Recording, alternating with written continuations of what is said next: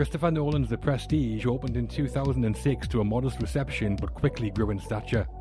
A mystery of magic and murder in Victorian London, it was a critical smash and continued Nolan's journey to becoming the event movie maker of his generation.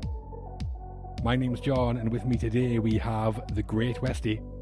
And the only way that I know how to do it is to find you a bloody good double! And Matt, the Professor Bartley. Don't forget your hat, Mr. Angier. All the right movies are in the 1890s to talk trickery, Tesla and the transported man. Just one question. Are you listening closely?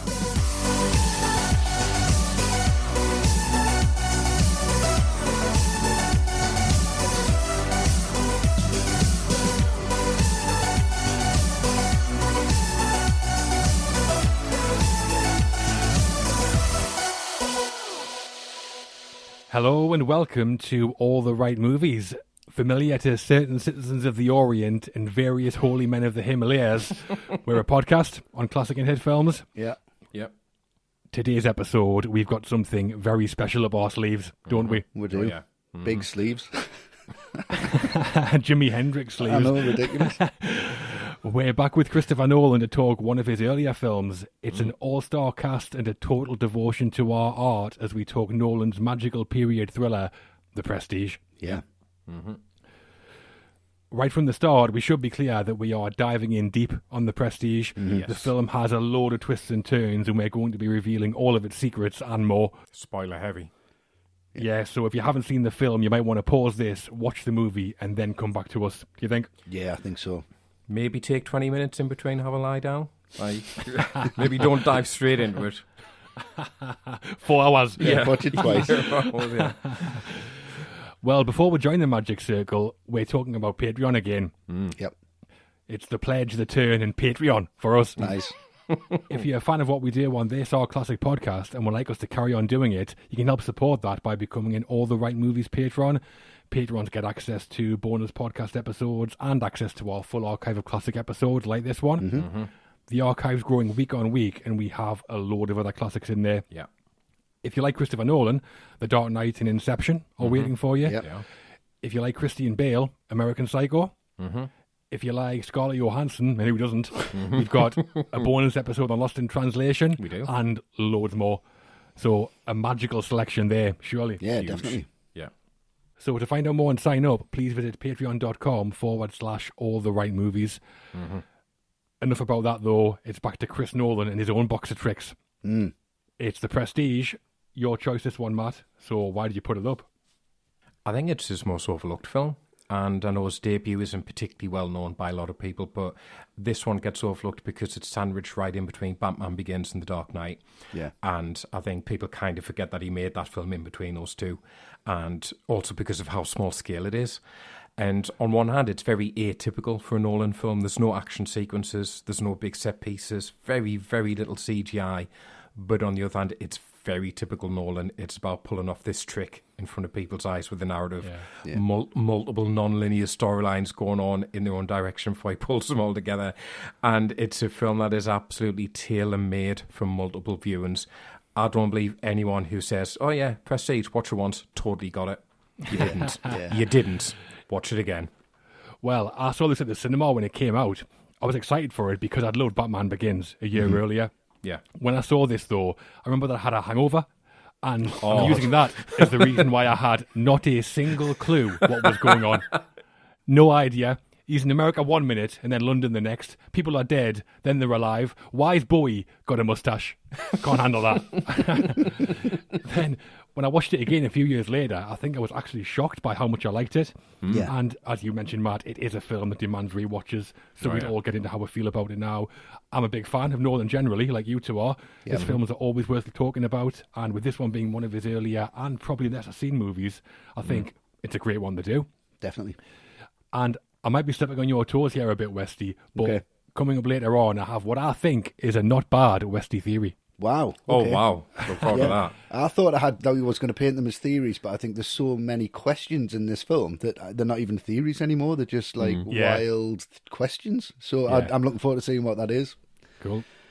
So here he is, the great Westy. Oh, right. The Prestige for you? The Prestige for me. I think that line in Back to the Future where it's like, you know, you weren't ready for this yet, but your kids are going to love it. I think when this came out in 2006, nobody was ready for it. He'd just done Batman Begins. I think this was Nolan dipping back to going, I need to do something narratively before I explode and do The Dark Knight. Yeah. And it's very much for me in the tone of Memento or Insomnia in that way. It's a character study. It's a beautiful character study. It's almost like a theatre play in itself. I think the performances are really beautifully weighted. I think all the characters are really beautifully realised.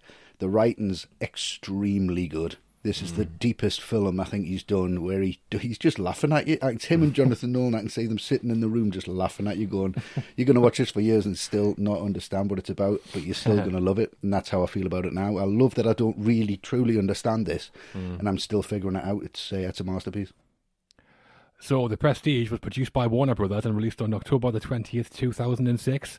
Filmed around Los Angeles and in Colorado, it was directed by Christopher Nolan, adapted by Nolan and Jonathan Nolan from Christopher Priest's novel of the same name, and it stars Hugh Jackman as Robert Angier, Christian Bale as Alfred Borden, Scarlett Johansson as Olivia Wenscombe, Rebecca Hall as Sarah Borden, David Bowie as Nikola Tesla, and Michael Caine as John Cutter. Obviously. So, shall we begin? Yes. Let's do it. Okay, send in the clones. We're getting into it with the beginning of The Prestige.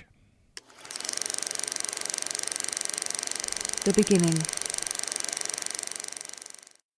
The first part is called The Pledge. The magician shows you something ordinary, and Nolan doesn't hang about in doing that and more. Not at all. Voiceover narration, character intros, flashbacks, flash forwards all come thick and fast in the opening act, and we're talking some big character moments. The life and death rivalry between our two main characters, Angier and Borden, is coming, but first, it's the tragic event that sets that rivalry in motion. Yeah, it is. So we start with our two leads working for Milton the Magician. Angier's wife Julia is Milton's assistant, and when Borden binds her with a risky Langford double knot during a Chinese water torture trick, Julia drowns in the tank. Not a great way to go, is it, Westy? It's terrifying. It's horrible. It's one of them scenes where you kind of know it's going to come. It's been set up beautifully because they pull it off the first time. He argues about the knot. He knows that he's right. And, you know, on repeat viewings, this might be him. It might be someone else, but you never can tell. But we'll go into that later on. And I think that, you know, you say pledge, but they use pledge on that glass because you can see everything. When she's suffering, you're suffering. When Cade's coming in, he's checking his watch and he's hitting that glass. You just think it's so painful. And I think just the look on Bale's face is just, he really sells that panic and that, oh my God, I shouldn't have done this. This is just absolute pandemonium. And imagine sitting in that first row when that water comes out. Oh, yeah. That's a show. You're like, I paid money for this. This is like SeaWorld. This is amazing. It's like Shamu. But it's a heartbreak. And it needs to be, because you need this. You need to feel the pain that Angier feels to understand his passion for everything that happens to both of them in this film. And there's a tiny bit after this as well where he tries to drown himself in the sink to see how it felt, and he couldn't do it. And that breaks my heart every time. It's a beautiful performance, that bit from Jackman. Yeah, I like every scene in the film that takes place in a theatre on a stage. Yeah. Watching a good magician doing a trick is always engaging, and Nolan taps into that really well. I think the production design and the way they shoot the onstage scenes is really good throughout. And it starts, with Julia's death. It is, though, really tough to watch, isn't it? Yeah, really hard. I always kind of dread this scene coming when I watch the film because it's pretty brutal, watching her in that tank. It's like, it's awful. I thought this was about magic tricks. People drowning in front of our eyes. Piper Perabo, she's the actress who plays Julia. It is, She was in Coyote Ugly as well. She was. And she doesn't get a great deal to do, but what she does, you don't forget it. As a moment to kickstart the rivalry between Angier and Borden, it definitely carries enough of a punch to justify a lifelong vendetta. If someone killed my wife with a dodgy knot and then told me, I don't know, I'd get David Bowie involved as well. No messing about. It's that nod and that agreement, though, that she agreed to it. Yeah, and he knows that. But on rewatches, that is such a great line. Obviously, Borden doesn't know, we assume, because it wasn't him who tied the knot. It was his brother. Yeah. Exactly. But it's a huge narrative moment. Sets us up for the magic shows we're going to be watching for the rest of the film. And I think the whole thing is really well put together. Yeah. Yeah, and Milton Magician, that's played by Ricky Jay, who is a real-life American magician. You'll have seen him in loads of things. Yeah. But he's got this reputation for being brilliant at sleight of hand, and as well as playing Milton, he taught Jackman and Bale some sleight of hand techniques. Yeah, that thing that Borden does with the ring a few times across his fingers when he moves the ring. Yeah. That's brilliant, that. That's great, yeah. Yeah, but apparently Jay wouldn't reveal his secrets. He'd show Bale and Jackman the start, the middle, or the end of a trick, but never all three. And one day, Jackman said to him, "Hey, Ricky, my kids keep asking me to do magic tricks for them. Any chance you can show me something just simple?" And Jay went, "No." Brutal. Good for him. There's some critics of the film have said it's a plot hole that when Julia is pulled from the tank, Angia kneels over her body but doesn't try and resuscitate her. And I thought that as well when I first saw it, because I've seen Baywatch that many times. It's like, but this is accurate, though. CPR wasn't recognised until 1960, which I didn't know at all. Yeah, that is right. But the bigger problem I have is, so Julia's drowning in the tank. Cutter comes out with the axe and starts chopping away. He's getting nowhere. And Borden and Angia just stand there watching. Every time I'm like, someone take the axe off him, for God's sake. He's 80 years old. She's going to die. Well, after this, you get her funeral. And I have to say, Nolan loves the trope of the dead woman inspiring the main character, doesn't he? Oh, yeah, loved it. Dead woman in Memento. Batman Begins with Mrs. Wayne. Twice here with Julia and then Sarah later on. Dead wife in Inception. Dead woman in Oppenheimer as well. Like, if I was Emma Thomas, I'd be quite worried about how much Nolan loves a dead wife or a dead girlfriend. Just so he doesn't have to do it in real life. He's just playing it out on the screen. I like how you call her Mrs. Wayne there as well. Very formal. Yeah. Martha Wayne. Well, yeah. I forgot her name, to be honest, that's why. Yeah, I was going to say. Martha, Save your blushes there, but no, Martha Wynne, dickhead. Okay. What I like about this scene, though, is it sets up two roads that you think the film is going to go down, but it doesn't. Like, first of all, it sets it up that Cutter is on the side of Angia. And for the majority of the film, he is, which I think makes it all the more effective when Angia turns Cutter against him by the end, when he's framed Borden and stealing his daughter away from him. And it also makes you think that this will be about Angie pursuing revenge entirely because of Julia's death. And for a while it is like that, but then actually it becomes about something else entirely for Angia, which says a lot about his character, which I think, I'll talk about that more when we talk about Jackman's performance. So, yeah, it sets up really nice. And as years have hinted at, one last thing, which will be a recurring question throughout this discussion, I think, on second viewing, which Borden turns up at the funeral. Because he looks distraught, and one of the Bordens has more of a conscience than the other, so it's like, which one turned up there, and is that why he can't explain why he doesn't know which night he died? Yeah. I really like the shot we get looking down the funeral gathering, very much like a Kubrick one-point perspective shot.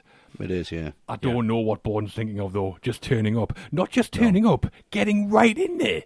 Right in his face. Pushing in, yeah. I'm sorry for your loss. But he genuinely is, because it wasn't him. Like, it's it's the other one, and he knows that. I think that as well, yeah. Yeah, I think that. I think Jackman's very good where he's shouting after him, "You don't know." I mean, better than that, but that's really good. Yeah. Loads of times. Yeah. You don't know! How can you not know? Yeah. One of my favourite things about the opening as a whole, though, is that the first two shots of the film basically reveal the future secrets of both Angia and Borden. Right. The opening shot is where the camera pans across dozens of top hats. We find out later they're Angia's hats that have been cloned. The second shot is two identical-looking birds in a cage that Sarah's nephew later calls brothers. So shot one, clones, is Angia's method, and shot two, identical brothers, is Borden's method. Yeah. And as we're shown these images, Borden narrates, "Are you watching closely?" Yeah. I mean, yeah, I am, but not that closely, Nolan. Yeah, exactly. I don't have a clue. And one of the birds dies, and it's where's his brother? Yeah, exactly. But that shot at the top hats, that's a great shot, that. Oh, it's brilliant, yeah. Julia's death and its fallout then, powerful stuff from the start of The Prestige. Yeah, and I think it needs to be, and it doesn't really let up from here. No, definitely not. Angia and Borden develop their own acts and both find some success. With Angia blaming Borden for Julia's death, though, a fierce rivalry grows, leading to each magician turning up at and ruining the other's show. Yeah. Intense, this rivalry, isn't it, Westy? It's really intense. They fucking hate each other, don't they? Yeah. Jesus, it just gets thicker all the way through. Like, fucking hate each other, man. And it's tell you what's great is how shit the disguises are, and they get progressively shit all the way through the film. Yeah. Even at the point where it just says to Angier at one point, "You're going to need a better disguise" when he goes to see the transported man. It's the worst, massive tash in there, but we'll talk about that later. And in this scene where Borden performs a bullet catch and Angier shoots them, and we're talking about the disguises, I mean, Fallon's there and Borden's there, and they still cannot see this guy who definitely looks like Angier, and he hands him a fucking gun, and you don't realise till he turns around. I think that's really brilliantly done by Nolan, because you're shocked. He doesn't show anything else apart from the shoulders. You see him drop the bullet in, you kind of know what's going to happen.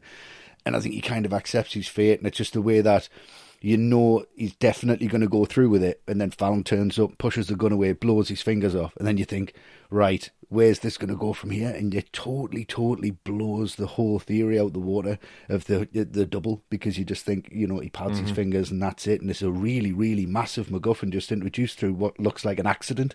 It's fucking brilliantly done. And Bale, when he's like, just screaming on the floor. Yeah, you would be, and that's what I believe is like that's how powerful the performance is, because that's exactly what I'd be like. Yeah, absolute stalkers, these two guys, just following each other about. Aye. Again, though, it's the magicians on stage doing their thing, and it's great. I like the bit before the bullet catch as well, where Borden shows Sarah how he does the trick. It's interesting because when she fires the gun and he catches the bullet, she loves it. She's laughing, saying, that's very good. But then when he shows her how he does it, she's just like, totally unimpressed. Yeah. And it's funny when Borden tries to save face by going, no, it's still dangerous. People have died from doing it. Put a button in there. Yeah. And Sarah's just like, well, how? And that's what Borden means when he tells Sarah's nephew nobody's impressed by the secret. So it ties in with that nicely. Yeah. I mean, I think Borden's revenge for this is set up so well when Angie is putting that new bird trick together, because it's so heavily done. You must think, oh my God, this is such a breakthrough. They're going to do the disappearing bird trick, but they're not going to kill the bird. It's so amazing. It's built up so well. So, you know, and he says, you know, they've not seen this next one. So you kind of feel like, oh, is this going to be the trick they're fighting over? Because it seems a bit weird. But no, it's just a point of pride. And then, again, we're talking about the disguises, but Borden does a very good job of getting himself in exactly the right spot to be picked out. He does, doesn't he? He does. He's right where he needs to be. You don't question it, though. That's No, the you genius don't. of it. You're not like, well, why the fuck and how the fuck? And it's her fingers. And, that's a metaphor for what's happened before. And everything foreshadows everything, but you still don't guess it. It's genius. And then you've got the drum roll going on anyway, which is already ramping up the tension. Yeah. But then when you just get that look on his face, like that look of pure like malice, he's going to, whatever he's going to do, he's going to really enjoy mucking this trip up. And it's one of those scenes where it's the sound design. The sound design does all the work for me. The sound of it snapping and that woman shrieking. Yeah. It's one of those where you think you see a lot more than you actually do. I think you barely see any blood, but it's just so cold. You know, Borden doesn't mind one bit that he's mangled some innocent woman's hand. And bearing in mind the time, she probably did lose those fingers as well, you know. Well, he does say that she's broken them in the next scene, so it kind of takes the weight off a little bit. But they need some fucking security around these shows. They're just walking up and down and straight off. Yeah. But how elaborate's that contraption that cut a fashion that Angie has to wear? Yeah, it's like RoboCop. Like a proton pack. Yeah, it is, And I'll just pull that down and you just stick a jacket on top. I no bother. I do like the shot of Borden's severed fingers on the cage, then panning up to his face to reveal it's him. Yeah. That's really good. But you're right. Both Angie and Borden need to get way more diligent in choosing their volunteers. Literally, if the whole audience pick anyone except that guy over there, and we'll be fine. Stop picking guys. I know. It's pretty straightforward. Stop picking guys with beards. Beards, massive unkempt beards that look like they're stuck on. And Nolan said that one of the things that drew him to the film was the turn of the century time period. That was the time of great industrial developments, and change in magic would have seemed more possible and plausible to audiences than it does now, as he just said, with that contraption that he uses to hide a bird, which is outrageous. He said magicians were like the filmmakers and rock stars of their day, which you can kind of see. Yeah, he said that he sees the film as an allegory for filmmaking itself. Which he says about every time. Every time. Oppenheimer, it's like making a film. Yeah. In Inception, Cobb's dream team is based on the structure of a filmmaking crew, where here, we'll get into it more later, but Nolan says the film narrative is structured like a magic trick. Right, yeah. So that's Act 1 of The Prestige, the pledge of the film, but if that's the ordinary bit, things are going to get wild. Oh, yeah. Things are certainly going to turn. The director. We've mentioned him a lot already, and the director of The Prestige was Christopher Nolan. This was his fifth feature after following Memento, Insomnia, and Batman Begins. Making a name for himself, young Nolan. How did he deal with The Prestige, Matt? I think he does an excellent job, and I get this sense that coming off Batman Begins, this feels like something he's almost doing this one for himself, because as much as there's some very Nolan touches in there, it does feel like uncharted territory as well. Like I said at the top, no big action set pieces. Even Memento and Insomnia have like foot chases. This has none of that. It's his first time adapting a book. It's his first film that doesn't take place in the 20th century. And he has so much fun because the film is about direction or misdirection, and so much what Borden and Angier do in the film is essentially what Nolan does. It's making the audience look one way when they should be paying attention to something going else entirely in a different scene. And that's where the real clues are. And I just love all those little clues and foreshadowing that he drips in, because we don't pick up on most of them. Like, certainly not first time around, when he is talking about the birds to Sarah's nephew and the kid goes, but where's its brother? Exactly. Yeah. Where is his brother? He's totally rumbled. He's a smart lad. Yeah, he's a small lad, isn't he? He has a coin. Shut the fuck up. Yeah. It's probably chocolate, isn't it? Yeah. So let me talk to your auntie instead. That's what I'm really interested in. And then that shot of Borden dumping the dead bird in the bin. So he's already telling us there's going to be frequent use of doubles throughout this, and loads of dead clones. Maybe we'll get into that. Yeah. And sometimes what can look really complex actually has a really easy answer. And the whole thing, I think you can read as a metaphor for Nolan as director. It's about the trickery. It's about the sleight of hand. It's about the constant rug pulling from underneath the audience. Yeah. And I think maybe his biggest achievement in The Prestige is it never once feels pretentious. And he just opens up this world through someone else's words, and he pulls back the curtain, even when we don't realise what he's doing. I think it's superb stuff. Absolutely. I think in so many ways, this is classic Nolan. Non-linear narrative, check. Crazy high concept, check. Wally Pfister, Jonathan Nolan, Michael Caine, check. Yeah. Nolan has such a strong identity as a filmmaker that I think we always see him in his films. But I think in The Prestige, we see him in a way that we don't really in his other films. In some ways, this feels like Nolan's most personal film to me. The theme of dedication to your craft is present throughout. Most memorably to me in that scene where Angier and Borden watch Chung Ling Su's act, and Borden's talking about his total devotion to his art. Yeah. I've rarely seen a moment in a film where it comes across so clearly how much a director relates to the theme of the film, because that's Nolan, obsessive over his art. Yeah, he lives it, doesn't he? You can totally tell he does, yeah. And it's there in the final scene too. Angier's monologue where he's talking about the audience and why he became a magician. He says it was the look on their faces. Angier's talking about his act as the great Danton, but also that's Nolan talking about why he makes films, isn't it? Yeah. The great Nolan.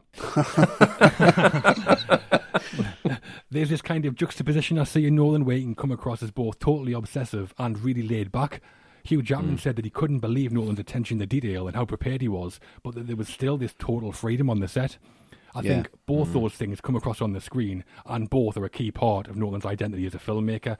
And like I say, I think we can see him, especially his obsession over his art, all over The Prestige. Yeah. And the back-to-back run this started, The Prestige, The Dark Knight, then Inception. I mean, bloody hell. Yeah, One of my favourites. Yeah. And Westy, Christopher Nolan for you? Yeah, I think a lot of this is down to how he puts things on the screen, and it's the last time I think he's catered for a small screen audience. I don't think this was necessarily made for the cinema, but it feels like it's just coming out the side of the screen. There's too much information. It feels like it's bleeding off the television. There's too much information to take in, both visually and through the sound and metaphorically.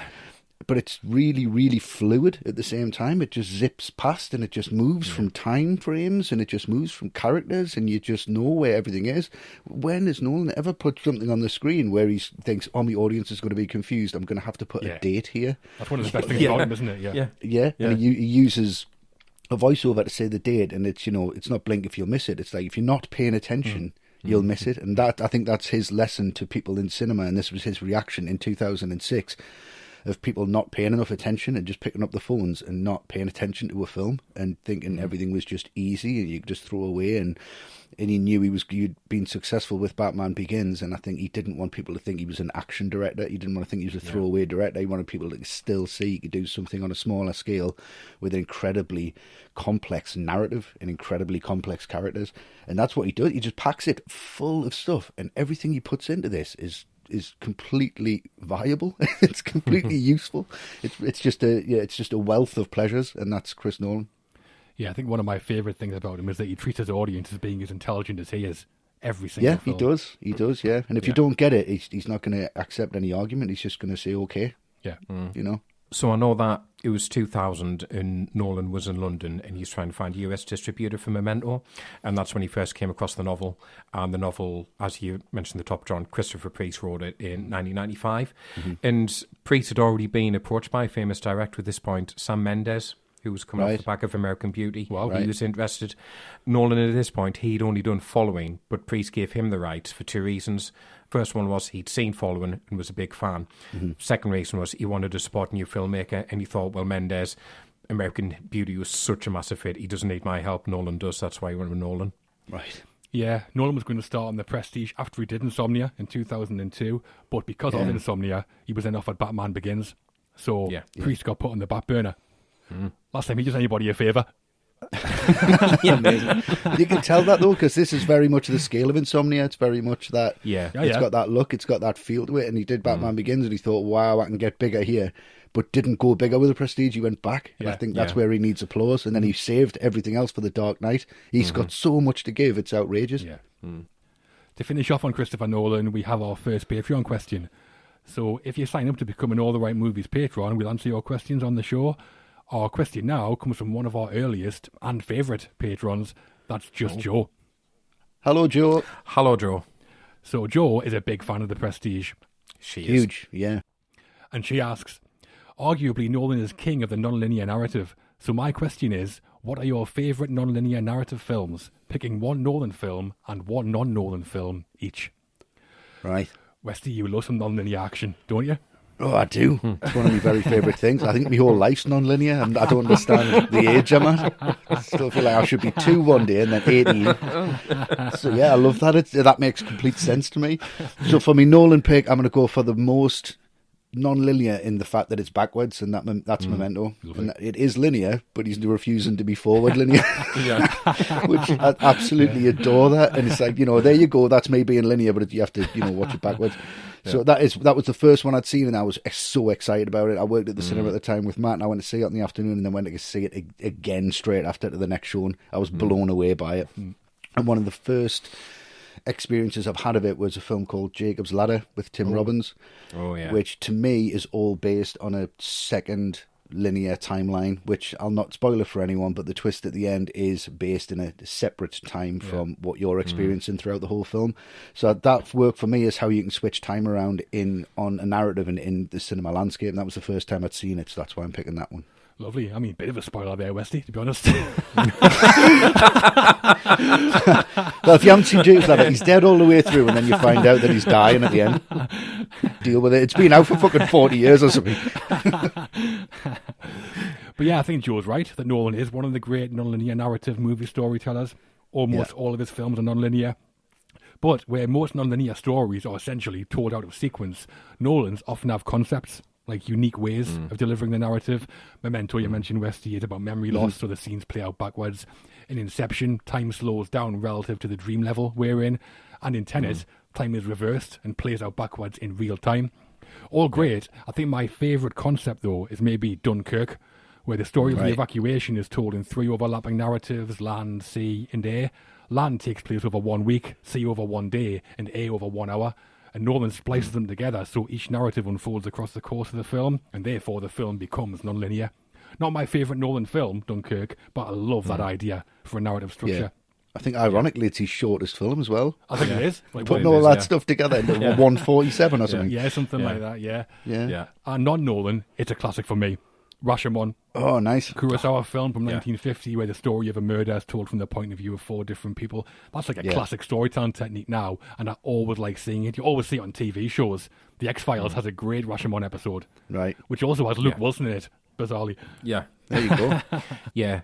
Dunkirk was my Nolan pick as well, because I remember when he announced he was making a film about Dunkirk, I thought, that's going to be pretty straightforward. He's not going to be able to mess with the time in that somehow, is he? But yeah, he does. He does. The way, like, scenes replay and you see from a completely different perspective, like the pilot who gets downed and you think he's okay. Brilliant. Until it catches up, you realise he's drowning and he's calling for help. Yeah, well, that's kind of a Rashomon thing, isn't it? It is. It's very Yeah. Rashomon. Yeah. Really Rashomon. So yeah, Dunkirk for me was exceptional. Outside Nolan, though, I'm going to go for Eternal Sunshine, The Spotless Mind. Oh, lovely. Because, again, the way that whole thing just circles back on itself and you realise that first meet at the train station is actually the second time that they've met. Yeah, brilliant. Yeah. And the whole thing plays differently. And that scene of Elijah Wood knocking on the car window and you're like, what's Elijah Wood doing there? Yeah. And then you realise later. Just blows my mind every time how they put Meet that me in together. Montauk. It's so Meet me in good. Montauk. So Yeah. good. Yeah, Eternal Sunshine for non-Nolan. Yeah. Lovely. And for everyone who's going to jump on after listening to this section of the show, we are aware that Pulp Fiction should have been in there, but I think it's just too obvious. Yeah. That's the first one you think of, isn't it? Probably. Yeah. No major awards recognition for Christopher Nolan on The Prestige, but I think over time the film's grown in reputation to be considered among his best work. I would have said so. Definitely. The cast. Nolan was on his way to becoming one of the biggest directors in Hollywood at this time, and that's reflected in the cast with big names all across the board. We'll talk about the supporting cast as we go, and now we're going all in on the two leads. Robert Angier and his arch nemesis Alfred Borden. We are. So Hugh Jackman plays Robert the Great Danton Angier / Lord Caldo, an aristocratic magician who hides his privileged upbringing. Angier's desperation to find out Borden's method takes him from London to Colorado and back again as he learns how to get his hands dirty and the cost of obsession. Yeah. He does try so very hard, Westy. How was Angier and Jackman here? Yeah, there's a bunch of the guys that I hang out with, and when we first started like watching films, Hugh Jackman, and we used to call him Huge Action because we just think that he's just this big action star, and he was just full of this kind of bravado. But since this film, and I think it's important to mention The Fountain, which came out the same year. Oh, yeah. I think he found a new level of this theatrical star, less of an action star. And then finally, the greatest influence on him is like watching The Greatest Showman. Because my kids absolutely love that. And I watch The Prestige and I'm like, that's like the Disney version of The Prestige without any murders in it. Loads of weird people. And from that, I think that's what I get from Hugh Jackman. This film was a real turning point for me where I went, he's not just, a muscly actor of action films and bravado. He's actually got the talent that it needs to pull this off and connect with an audience. Yeah, I think he gets a bit of a bad rap sometimes, Hugh Jackman, don't you? I think he does, yeah. I think he's really good. Oscar nominated for Les Miserables and obviously massively popular as Wolverine. That right there is a pretty impressive range. And I think The Prestige, one of my favourite performances of his. Yeah, that and Prisoners for me, I think he's incredible in Prisoners. Yeah, he's good in that as well, yeah. I think he plays a few roles in this film, like Peter Sellers. He does. He's excellent as Angier. I think it's masked behind all the twists and turns a bit, but Angier actually has a huge arc. He's a happy married man at the start. By the end, his obsession and sacrifice has twisted him out of all recognition. Takes Borden's daughter and happily sees him hanged. That's horrendous behaviour. Yes, yeah. And Jackman portrays that arc really well. He's also Gerald Root. I know. Not a typical Hugh Jackman character by any means. I didn't want to bring that up because he's fucking horrible. I hate him as well. Yeah, he's not brilliant at it, but he does okay. I do like it when he says, "You would drink too if you knew the world half as well as I do." That's a brilliant it's line. great. You know why I hate him? When I very first introduced to him and he said, "Can I tell you a joke?" And then gets him in a headlock. it's He's awful. like, "Are you laughing now? I need to take a piss." He's fucking despicable. I don't think it's a bad performance. Like, he's just a disgusting character, Yeah. so well played. he's horrible. To the point where I think, is that Hugh Jackman? Yeah, exactly. I mean, what I like is that Hugh Jackman's early career in the 90s involved a lot of stage work. He was in Beauty and the Beast, he was in Oklahoma in the West End, and he definitely brings that experience to The Prestige. Yeah. He really does, yeah. Because when Jackman's playing the Great Danton, as in Angier when he's on the stage, I think he's excellent. He looks great in the tux, and his delivery of those showman-style lines is perfect. Yeah. He really is the greatest showman in those moments. Yeah. Yeah, he can really catch is, a top hat like no one I've seen. Yeah. Oh, brilliant, It's yeah. great. That. Yeah. And his final monologue we talked about, it was the look on their faces. His delivery of that speech is brilliant. Yeah. That's it is, two syllables, brilliant. Yeah. One of Hugh Jackman's best for me. But I like him in this a lot. Yeah. Yeah, very similar. Think about Jackman, he can be quite hammy. But I think the hamminess works in this character. Like even in that intro when he and Borden get called up on stage, Borden just gets up and gets on with it. But Angier, he has to do a little bow to the crowd. He has to play it up a bit. He has to sneak a little kiss on Julia's leg to see if he can get away with it. He's a very theatrical character. That's where he's at home. Soaking the people on rows 3 and 4. Watch your sightlines. And that theatricality, it hides the fact that he has quite a big ego. Like, it is absolutely killing him that it's Root who takes the applause from the audience and he has to hide under the stage every time. It's killing him. And the most interesting thing about his character, though, is that he changes, and he changes from someone who's, like, hell-bent on revenge because of the death of his wife to someone whose ego can't accept the fact that another magician might have a better trick than he does. That's what's important to him. By the end, he actually says, I don't care about Julia, I care about his trick. I care about his secret. Yeah. Like, Julia's forgotten about, which is a really shocking moment. So, yeah, for someone who can be quite hammy, I think Jackman does an absolute first-rate job here. I agree.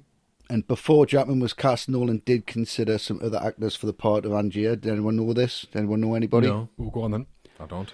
With Josh Hartnett, who obviously he's brought back from Oppenheimer, who's come from nowhere and is incredible in that. Yeah, he's really good now. Yeah, Josh Hartnett. Before I'd seen Oppenheimer, I would have thought, nah, he can't do anything. Sin City, maybe, but like Nolan's proved he can do it. And Britain's most ridiculous law, Jude, was up for the role. I think that would have been quite good as well at the time. Could say that. It's not confirmed if it was Angier or Borden, though, but I think it would have worked both ways. Nolan said he cast Jackman because he has a wonderful understanding of the interaction between a performer and a live audience, and that's exactly right. That's exactly what I get from it. Yeah. Totally does. Christian Bale said that where Jackman had loads of stage experience, he himself had almost none. And I think that's one of the reasons the casting works really well. Yeah, it really It does works. work really well. And I know that Jackman said that when he first heard about The Prestige, neither of the two main roles had been cast, and his agent had said, well, why don't you go for Borden? But then when he met Nolan to talk about it, and Nolan asked him which role he preferred, Jackman said, well, actually, more thought about it. I think I'm better suited for Angier. Nice. Oh, I think he is, for sure. Yeah, Absolutely. yeah, definitely. He did loads of research for the part too. He said that he learned a lot about Channing Pollock, who was a world-famous American magician in the 1950s. And G.I. dresses exactly like him on the stage. The black tuxedo and the white shirt and the white bow tie. Also, apparently, Channing Pollock was often billed as the most beautiful man in the world. Not magician. The most beautiful man. No, the man. Fair enough. I'm just going to model myself off him. Sound Yeah. So there's his story, right? Oh, this sounds good. Well, honestly, right, you're not going to be able to guess where this goes. You turned into Borden there. This is story, right? This story, right? Right. Part of his preparation, Jackman and his wife, they went to Las Vegas to go see a show by David Copperfield, obviously huge magician. Yeah. And absolutely massive. And he said Copperfield met them afterwards and said, oh, why don't you come back to my place? Jackman's like, you're right, okay. Sorry, Jackman went, yeah, okay. Not Gene Hackman. Would have loved Gene Hackman in there. Amazing. So they got in his car, and where Copperfield took them was a sex shop. And Copperfield said to Jackman, push the nipple on that mannequin. So he did, and these huge doors swung open to reveal like a magic museum, which apparently is the size of 4 football pitches. And it was 12:30 in the morning by this point, but that Copperfield ended a 90-minute magic show for Jackman and his wife. Wow, David Copperfield. That was the name of the shop, yeah. Copperfield. Yeah, Jackman said that Copperfield showed them how Houdini pulled off his most famous water escape trick, but refused to reveal any of his own secrets, which is outrageous. Could you be asked at 12:30 at night, having somebody over and just being like, can you fill the tank? I'm going to do that one. Yeah. I couldn't even fill the bath, fuck that. And did you know David Copperfield is the most commercially successful entertainer ever? Over $4 billion in ticket sales. Wow. Think we can top that on Patreon? I doubt it. Unless we claim to make the Statue of Liberty disappear or something. Yeah. So, Hugh Jackman then, the great Danton, or the very good Danton? Great Danton. The excellent Danton. Angier's main rival on and off stage is Alfred the Professor Borden, a talented working-class magician played by Christian Bale. Bale actually plays 3 roles. The 2 twins, Albert and Frederick, who pretend to be the same person, and also Borden's engineer, Bernard Fallon, who's a right chatterbox, isn't he? Can't shut him up. Cotton wool in his mouth, that's why. So, Albert, Freddie and Fallon, what do we think of them and Christian Bale in the film, Matt? I absolutely love Christian Bale in this. I think Borden is a great character, and there's such a good contrast to Angier, and a great contrast between the two performances of Bale and Jackman.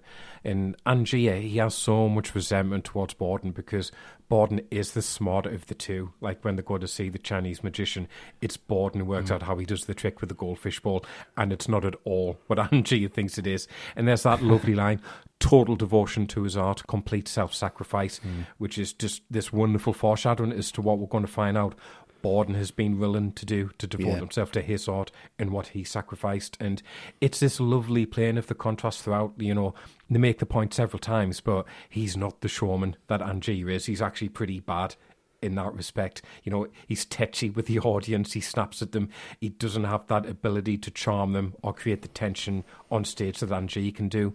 But what he does have is the technical ability and the ability to outthink everyone else.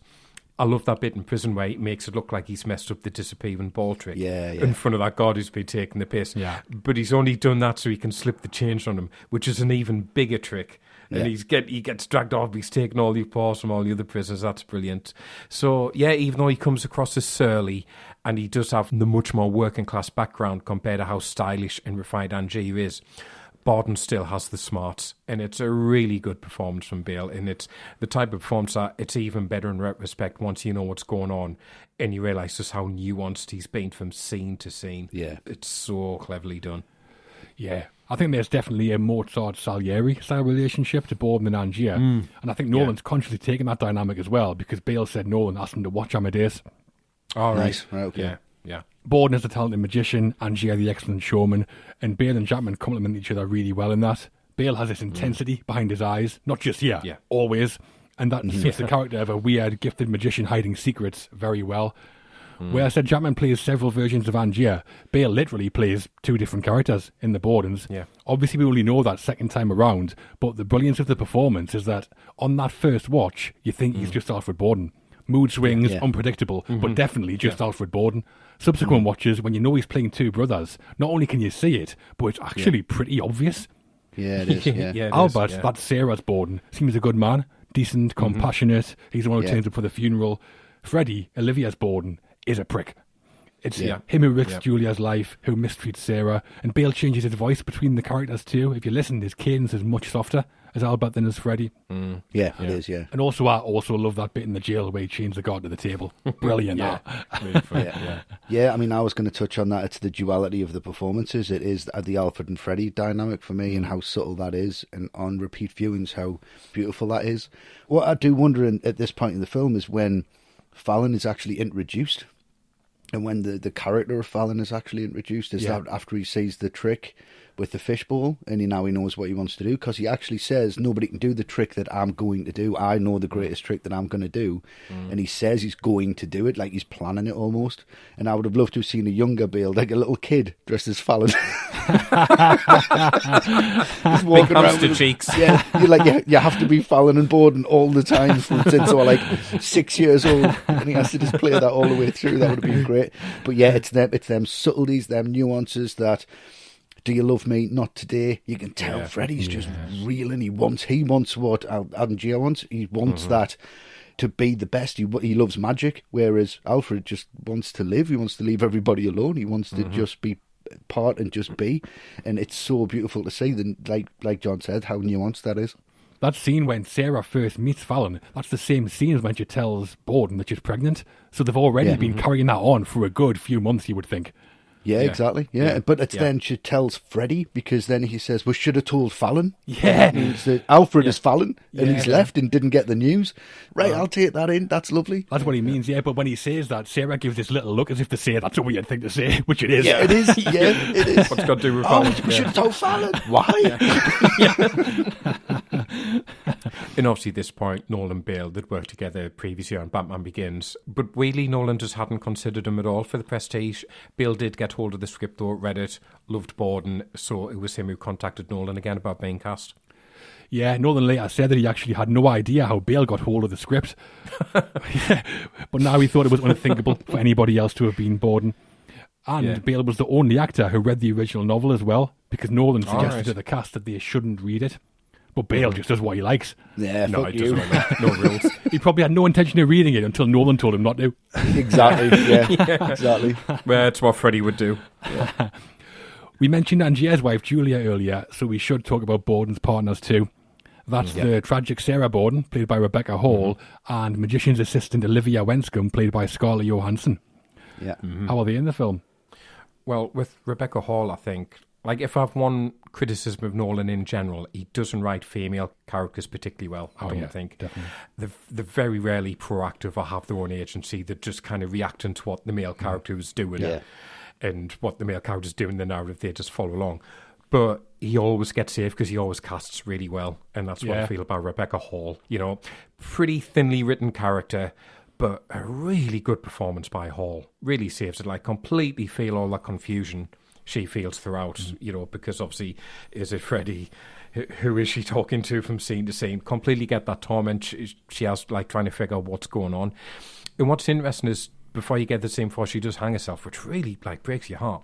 There's that scene where Sarah yells, "I know what you are with him," which makes it sound like Sarah knew Borden was two people when she actually doesn't. And Hall had ad-libbed that and thought, oh, Nolan's going to ask me to do the scene again. But Nolan actually really liked it and kept it in. Nice. Just like messing with our heads, Nolan, doesn't he? He does, yeah. Really does. So, leave it there. Yeah, I think she's a brilliant actress, Rebecca Hall. I think she's excellent here. I like the moment after Sarah and Borden's first date when Borden leaves, but then is in her room when she goes in, like Droopy, just turns up. But she just laughs instead of screaming the place down. It's really awful behaviour. Yeah, I mean, both amazing, but I'm going to touch on Scarlett Johansson as Olivia, because I think she, as an actress as a whole, is incredibly underrated. I mean, that performance is in Under the Skin, Lost in Translation, Marriage Story recently, Jojo Rabbit recently. And she's got such an elegance to this performance and such a twisty performance in that she's just learning what's happening as it's happening. And like you said there, Matt, he's not good at writing female characters, but she certainly holds her own here because she is the scapegoat for everything. Is she responsible for that? Is she taking diaries and stealing things and she's completely untrustworthy? And she is the female version of Freddie, and she's playing that really well. I feel like she plays a duality to the character. You know, when he comes back and says, "Are you still here?" And she's like, "I've got nowhere else to go." I'm thinking, is that her twin sister? Is this spinning around and working that way? But she is being used all the way through the film, and she could be a bit of like, oh, she's a nightmare and she's a scapegoat and she just wants her own way. But she does have this honesty and, like I say, this elegance that she brings to the character. And I think she's absolutely brilliant in the film. Does anyone not like Scarlett Johansson? Always a delight. I've yet to find anyone. Some people criticise her Cockney accent here, and it isn't great, but I don't mind it. I don't mind Of course not. It's hardly Dick Van Dyke, is it? Exactly. There's much worse out there. Imagine him turning up with his chimney sweep brush. It's all me bows. But you were saying before there, Matt, that Sarah didn't know about Borden, even though it seems like she might. With Olivia, I think it might be the opposite. In that scene where she dumps Borden, she says to him, "You could be in some other restaurant with some other woman right now talking about me that way." Yeah. Why else would you say that unless she knows Borden's two people? Yeah. She even tells Angier that Borden's using a double, so I think she might know. Yeah, she sees that. Yeah, and she doesn't want to know from Sarah because she doesn't want to meet her and find out because she said she knew about you, but I didn't have the courage to face her. I was a coward. You know, maybe she didn't really want to know the truth, but she just suspected it all along, much like the audience. Yeah. Another Patreon question now. It's about the cast, and it comes from Biggie. Hello, Biggie. Hello, Biggie. So Biggie's asking us, which real magicians would you choose to cast the main leads? And Biggie has some suggestions. Darren Brown, David Blaine, Penn and Teller, Paul Daniels, Dynamo. Right. What do you think, Matt? Well, I think David Blaine as Angier, he'd be absolutely fine trapped in a box for like days upon days, wouldn't he? You know, He'd like it, if anything. he'd absolutely love it. The whole He'd film. the whole week, exactly, the whole week. So yeah, David Blaine as Angier, and then obviously Tommy Cooper as Borden, Fez. going around in a fez. Fez or no Fez? That's his Fez or no fez? Yeah. Pheasant. Well, both of my choices would be two who Biggie mentioned there. I once went on a date with this girl who said that she went to school with Dynamo, and a load of her schoolmates stuffed him into a bin and pushed it down a hill, and that's why, she said, he turned into a magician. Not from The Running Man. But I mean, that's like a real-life superhero origin story, that. So It I'll is, get that in yeah. there. Yeah. So origin story. Dynamo's the put-upon Borden figure, and as Angier, It's got to be the man who excels, Paul Daniels. Picture the transported man with Daniels. When Angier reappears, he says, man's grasp exceeds his imagination. There'd be no pretentious talk from Daniels. He'd just reappear and go, that's magic. That's what you want. Imagine, though, loads of little Daniels clones knocking about, running riot like gremlins. Terrifying. Debbie McGee hanging herself. I'm sick of this shit, Paul. Well, I wouldn't have blamed her anyway if that had happened. Exactly. I know. And Westy, the magicians for you? I'll go for Tommy Cooper as Angier, because I think that would be incredible. He's got the performance and the old coming out of the transported man with the old, just like that, would be fucking incredible. But also on the opposite side, because I do love a goth, I would have Chris Angel as Borden. Black hair, swept over, really violent magician. And then you have Tommy Cooper trying to keep up with Chris Angel. I think that would be incredible. We also had a very similar question from Ryan Shippo, or rather his daughter, Cara. Right. Who asked which of the actors we'd cast in the two leads. Hopefully that's kind of answered Cara's question too. Yeah. I mean, Cara's favourite films are Back to the Future and Dirty Dancing. Oh, well, there you go. So she knows a good film when she sees one. What did you roll? Yeah. Kind of feel like Cara's favourite film should be Ryan's daughter, but we can live with Back to the Future. Yeah, of course. Very nice. Yeah. Back to the cast, and Michael Caine's in there too, obviously, as Angier's engineer Cutter. How good's he? Great. Always great. He's always great. He plays pretty much the same role in every single Nolan film, but I don't care. I just want to see him in there. Yeah, he's so good. He is brilliant. But I read an interview with Caine where he said he changed his voice to play Cutter. No, he didn't. He hasn't changed his voice since Zulu. Sounds exactly like Michael Caine to me. If anything, even more than usual. It does, yeah. If I can see you kissing your wife's leg, soaking the blokes in rows 3 and 4. The size of a tangerine. It's exactly the same. It is. It sounds like he's doing an impression of himself. Yeah, it is, yeah. You haven't given up on me. Never. Never. David Bowie has an important part to play too as Tesla, and we'll be talking about him shortly with Andy Serkis' Ali. And Christopher Nolan's own son, Oliver, is in there. Oh, really? He plays the Borden's daughter, Jess, when she's a baby. Oh, right, okay. I'm glad you said baby. Yeah. It's like this is real magic. So an all-star cast in The Prestige, and in our two leads of Hugh Jackman and Christian Bale. Excellent from both. Oh, yeah. Brilliant. Definitely.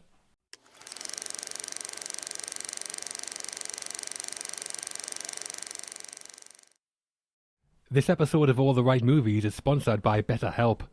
Without a healthy mind, being truly happy and at peace is hard. The good news is, therapy works. But what is therapy exactly? It's whatever you want it to be. Maybe you're not feeling motivated right now and would like some tools to help, or maybe you're feeling insecure in relationships or at work, not dealing well with stress.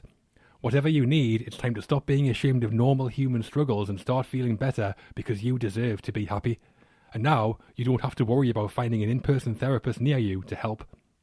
BetterHelp is customized online therapy that offers video, phone, and even live chat sessions with your therapist, so you don't have to see anyone on camera if you don't want to. It's much more affordable than in-person therapy, and you can start communicating with your therapist in under 48 hours. Join the millions of people who are seeing what online therapy is really about. It's always a good time to invest in yourself because you are your greatest asset. And, special offer to All the Right Movies listeners, you can get 10% off your first month of professional therapy at betterhelp.com/ATRM. That's betterhelp.com/ATRM. Thanks again to BetterHelp for sponsoring this episode.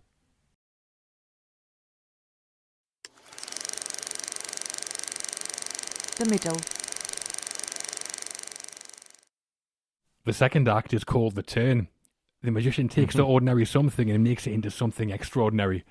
That's what Nolan does in The Prestige, and we have a couple of great sequences that exemplify it. Yep. Nikola Tesla and the spiders from Mars are on the way. Bowie goes electric. But before that, we've got a couple of men to transport, don't we? We do. We do. Angier and Borden's rivalry is already underway and then goes up several notches of intensity when Borden invents a magic trick and Angier steals it. It's the transported man. Is it the greatest magic trick you've ever seen, Matt? I mean, it's got to be up there just from Angier's reaction alone when he comes back from having watched it. And it's such a key scene because it goes back to what I was saying about Nolan as director. The film has been a metaphor for being a director because Nolan he literally isn't showing us the trick, as in the actual trick on stage. He's still keeping it a secret. He's making us look elsewhere, and we really want to see it just because of Angia's reaction. You can hear that ball bouncing, and then it stops, and then there's just like... You think, is it shit or is it good? Yeah, exactly. Like, what is it? I'm so desperate to see what he's seen. So we want to see the trick both in terms of how it affects the narrative and what it actually is. He's just got us in the palm of his hand. Yeah. It's amazing. And it's so funny when you see Borden because he's working these shitty little halls. The audience just seem bored. There's maybe like 24 people there. So he's still not this natural showman. What on earth could this trick be then? That is so good with a ball and 2 wardrobes. Like, Angia has so much more in terms of presence and budget and presentation. But Borden is still beating him all ends up, and you just dying to know what it is. And the great thing is, Cutter spots it immediately, will use as a double. But Angia is so arrogant about it. He refuses to believe that. It can't simply be a double to fool him, the great Danton. It's got to be something much bigger. No, it's something else. And that's the biggest irony in the film. The answer was there all along, right in front of him, and could have had it worked out like that. Yeah. But Angia is his own worst enemy because he's so egotistical. It's brilliant in terms of character writing this scene. Yeah, Borden performing the trick for the first time, I think it's excellent. And it's not because of the trick itself, because like you say, Matt, we barely see it. But this is the point that I think if anyone had any doubts about Christopher Nolan being a proper dramatic filmmaker and not just a superhero guy, I think this minute or so might have got rid of those doubts. Because the build-up is Angia telling Olivia he's been to see Borden's show and Borden did a new trick. She asks if it was good, and Angia is totally shell-shocked and says, it was the greatest magic trick I've ever seen. Cut to Borden on stage, and nobody is looking away at that point. But then Nolan cuts again, like you say, before we get to see the trick. Leaves to our imagination. It's only 20 or 30 seconds and fairly simple, but good writing, good line delivery, good editing, all combined really well. It's one of my favourite moments in the film. Yeah, it's wonderful. For me, the genius of this is the transition between Angia's take on it and how much he improves on it and how theatrical he makes it. It's not 2 wardrobes facing you, it's 2 doors that you only see the sides of for a start. And it's the way he kind of walks through everything, and Olivia's part of it and how she's going to be part of it. And he's revealing everything to Olivia. He's shown us the prestige before he's shown us the pledge and the turn. So he's actually shown us the trick first, so we are spoilt by it, and he doesn't show you it from Borden's point of view, but he shows it from Angia's point of view. And when that comes to pass, and you see Root going through it, you go, he's not going to be able to do this. He's like, if I'm drunk, I'm just going to fucking go through it, it'd be no problem. And he comes through and he performs it, and you just think, that's Hugh Jackman. Yeah, it looks exactly, it's going to be perfect. It's really, really good. And from that moment where he's just the people of the Himalayas and the far... great, all that. How can you doubt that? I don't even know where that is. These people are so exotic. They must do this all the time. Is that how you go to the supermarket? Just walk through one door and then you're in the Asda. You know what I mean? Like Mr. Ben. Yeah. Exactly the same. But it's the drama and the theatre and the way this is shot so much wider with so much grandeur, and the lighting's so much more intense.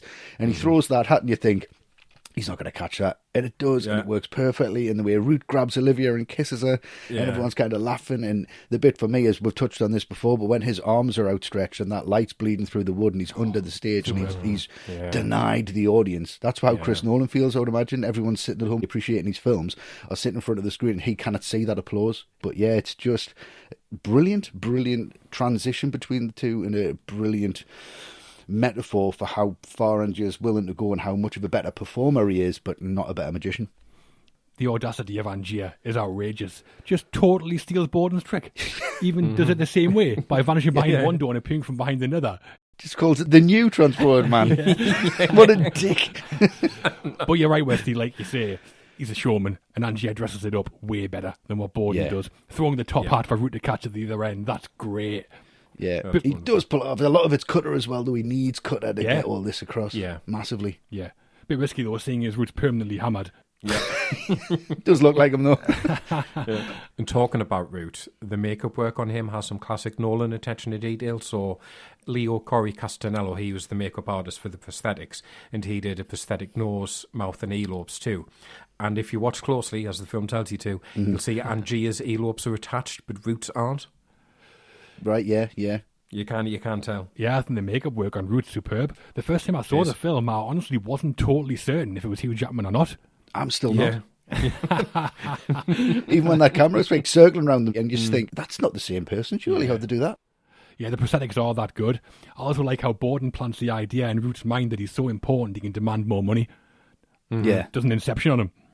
He does, by making him believe that he is actually Angier. And he's like, someone worked for me. He's like, yeah, thank you. Yeah. So we're not at the cloning stage just yet, but Angier's hands are getting dirtier by the second. Yep.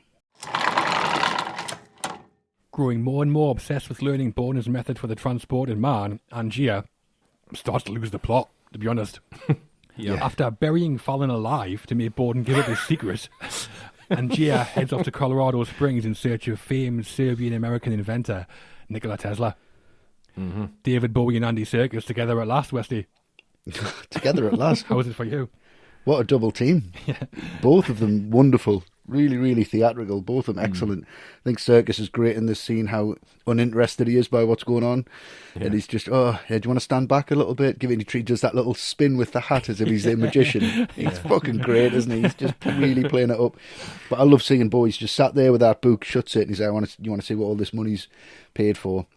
And stands there completely dumbfounded by what's not worked.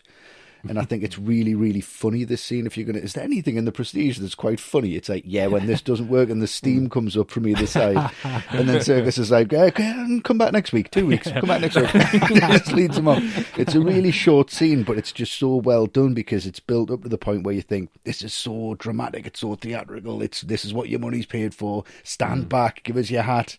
And then it's just, 2 puffs of smoke, and then Bowie's expression's wonderful as Tesla looking down thinking, I had this should have worked, why hasn't it worked? It's cut straight from there. It's great. Yeah, how beautiful does Colorado look? Oh yeah, all the sequences here are so well shot. I like it when Angier gets there and he's amazed the whole town has electricity. Reminder of how symbolic a technological time we're dealing with. And there's very few people could pull off an entrance emerging from a huge burning ball of electricity, but David Bowie's one of them. Exactly. Always great to see him. Yeah, he's like the Terminator. Clothed though, thankfully. Thankfully. And I like Andy Serkis here too, with Tesla's weird little helper, Mr. Ali. Yeah. I like when Ali goes to meet Angier in the hotel and he says to the waiter, two of them. But also, if you're going to tell someone that you'll make them a machine that instantly transports someone from one place to another, when you turn it on, make sure it works, Embarrassing himself, Tesla. I think it has worked before and it just didn't work this time for some reason. Otherwise, why would you do it? Well, when he does go back for the second time and they bring the cat out, I think they've already killed Julia by this point. They've massacred I don't know how many birds. So I genuinely have faith for the cat's life. And I think I don't want to see a cat disappear in a ball of flame, to be honest. But it's just so good how it's so casual in introducing the science fiction element into the story. Because so far it's been a pure mystery, backstabbing and all the like, but now in a completely different genre, and it's done so well you barely even notice this turn into something different. You just go, yeah, fine, makes sense to me. It's so confident in itself and where it's going. But the mystery is so well maintained as well. What is this machine? What is he buying? And when it starts sparking up, what it reminds me of is all your lab equipment you see in the Frankenstein movies from the 30s and 40s. The Universal ones. Yeah, it's young Frankenstein, isn't it? Young Frankenstein, Sedative. I love all that stuff. And because it still has this mystery, you still don't know if you can trust Tesla. In Borden's last diary entry, it suggests it's all been a wild goose chase to waste Angier's time. So for that second cat to turn up, just when you think it's all a big con, and you realise this story is going somewhere else entirely, in a film full of constant twists and moments to make you reevaluate what you've just seen, I think this one might be the best, because you're just in a different world now in this film. And, I do love returning to that visual of the hats. And Angier just goes, which hat is mine? They're all your hats. Yeah, when Tesla gets that cat out, I'm like, I hope this goes well. Imagine it being a dog. There'd have been riots. Oh, yeah, even worse. Also, though, Angier finds all the cloned hats when he leaves. How did Tesla or Ali not see them? They're right next to the gate. He's like, oh. Yeah, they are. Yeah. Oh, it did work. Oh, shit. Just landed in the wrong place when they're cloned. Well, Exactly. that's a theory, isn't it? Yeah. So Nolan only ever wanted Bowie to play Tesla, but Bowie first turned Nolan down, so Nolan personally flew out to meet him to convince him. He said to Bowie that no one else could play the part except him. It was the only time Nolan went back to an actor who said no, and he said, I would say I begged him. Imagine, like, everyone's begging Nolan now, but yeah, Bowie's incredible. Everyone's been begging Bowie for 50 years. He'd be used to it. Yeah, he's used to He's it. used to it. I mean, he's the right age. He's creative. He's a bit weird. I don't find it hard at all to imagine Nolan being a big Bowie fan. Yeah, Oh, no, exactly. definitely. Also, we should mention the production design work. I really like the design of Tesla's machine. And loves the contraption, Nolan, doesn't he? Tesla's machine, He does. the Yeah. algorithm in Tenet, the dream machine Yeah. in Inception. Loves it. Yeah.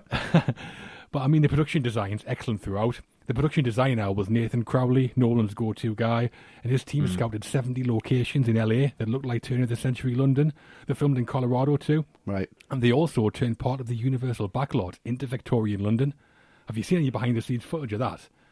No. It's No. huge, like 4 or Right, 5 right. streets, really impressive. And there was only one Okay. interior set built, which was the under the stage set we see at the start and at the end. Yeah. All right. Always the big champion of practical effects, Nolan. Definitely. Yeah. Yeah. So Nolan wanted to be able to visualise the film when he was writing the script. So you had Nathan Crowley start designing the sets in his garage while the Nolans were writing the script. I mean, how big's his fucking garage? Yeah, he did the same on Batman Begins. Nolan had Nathan Crowley build a Gotham City model in his garage as he was writing the script. Must have a double garage, surely. Yeah. Tesla's machine in one corner, the Batmobile in the other corner.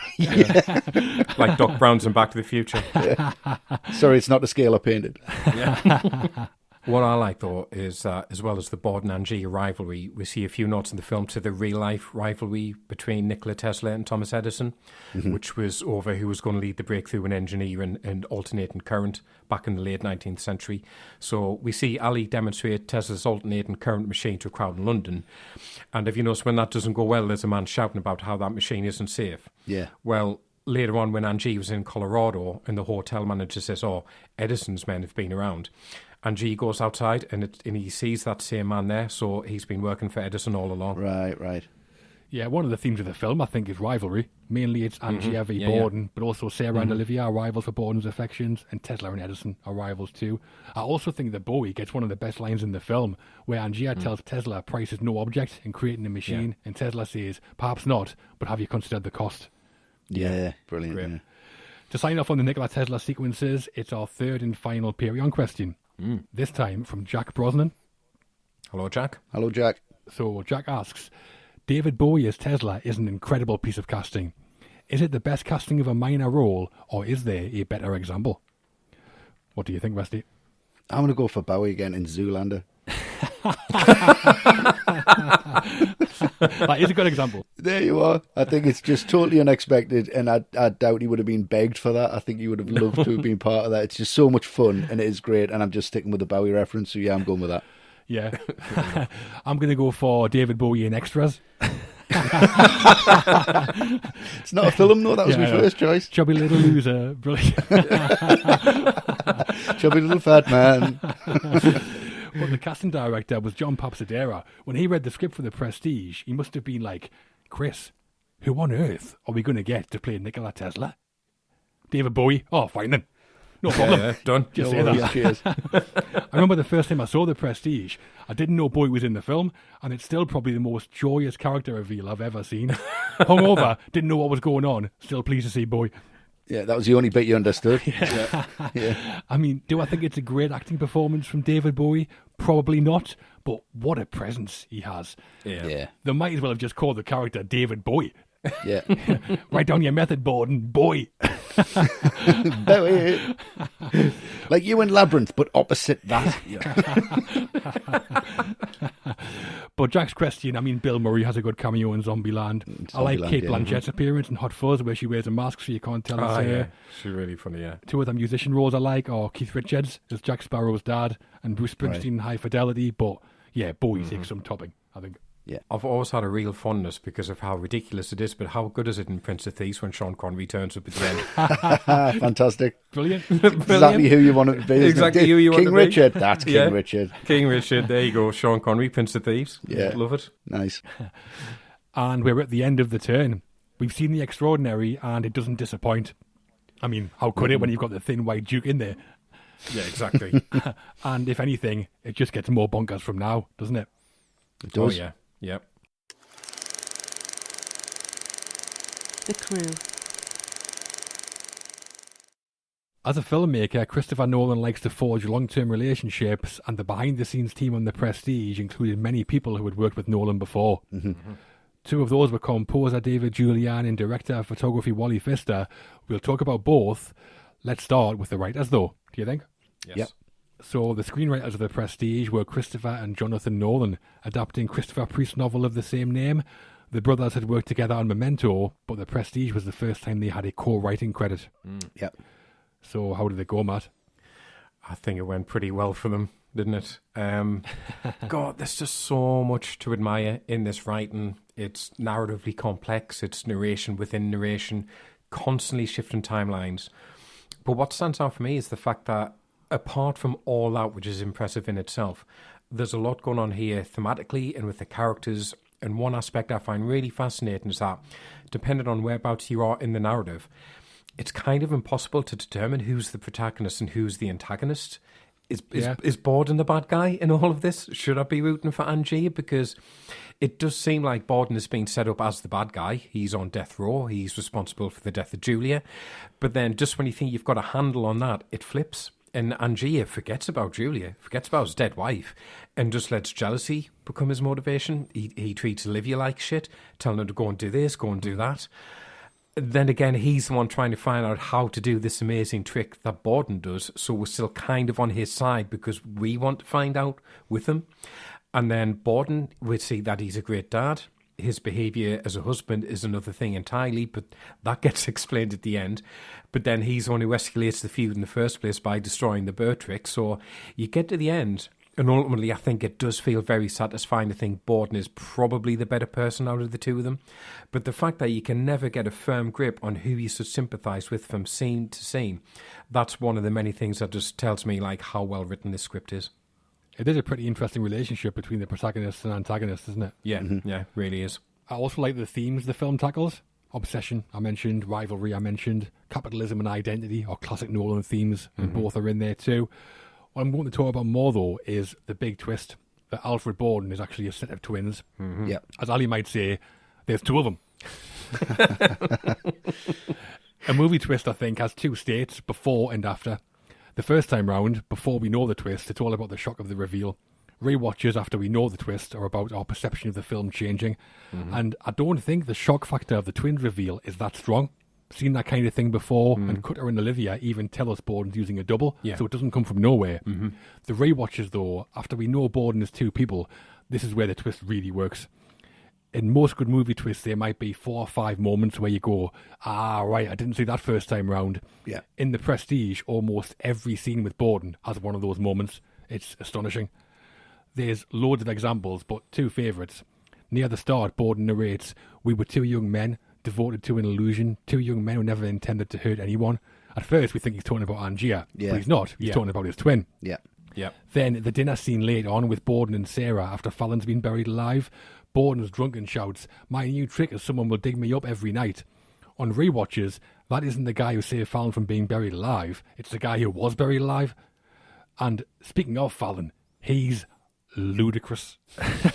The makeup job is great, so it doesn't look like Christian Bale at all. But when you watch back, it's so obvious. Yeah. Fallon's always there, skulking in the background, but never says anything or does anything. Sarah even says to Borden at one point, "Once you know, it's so obvious."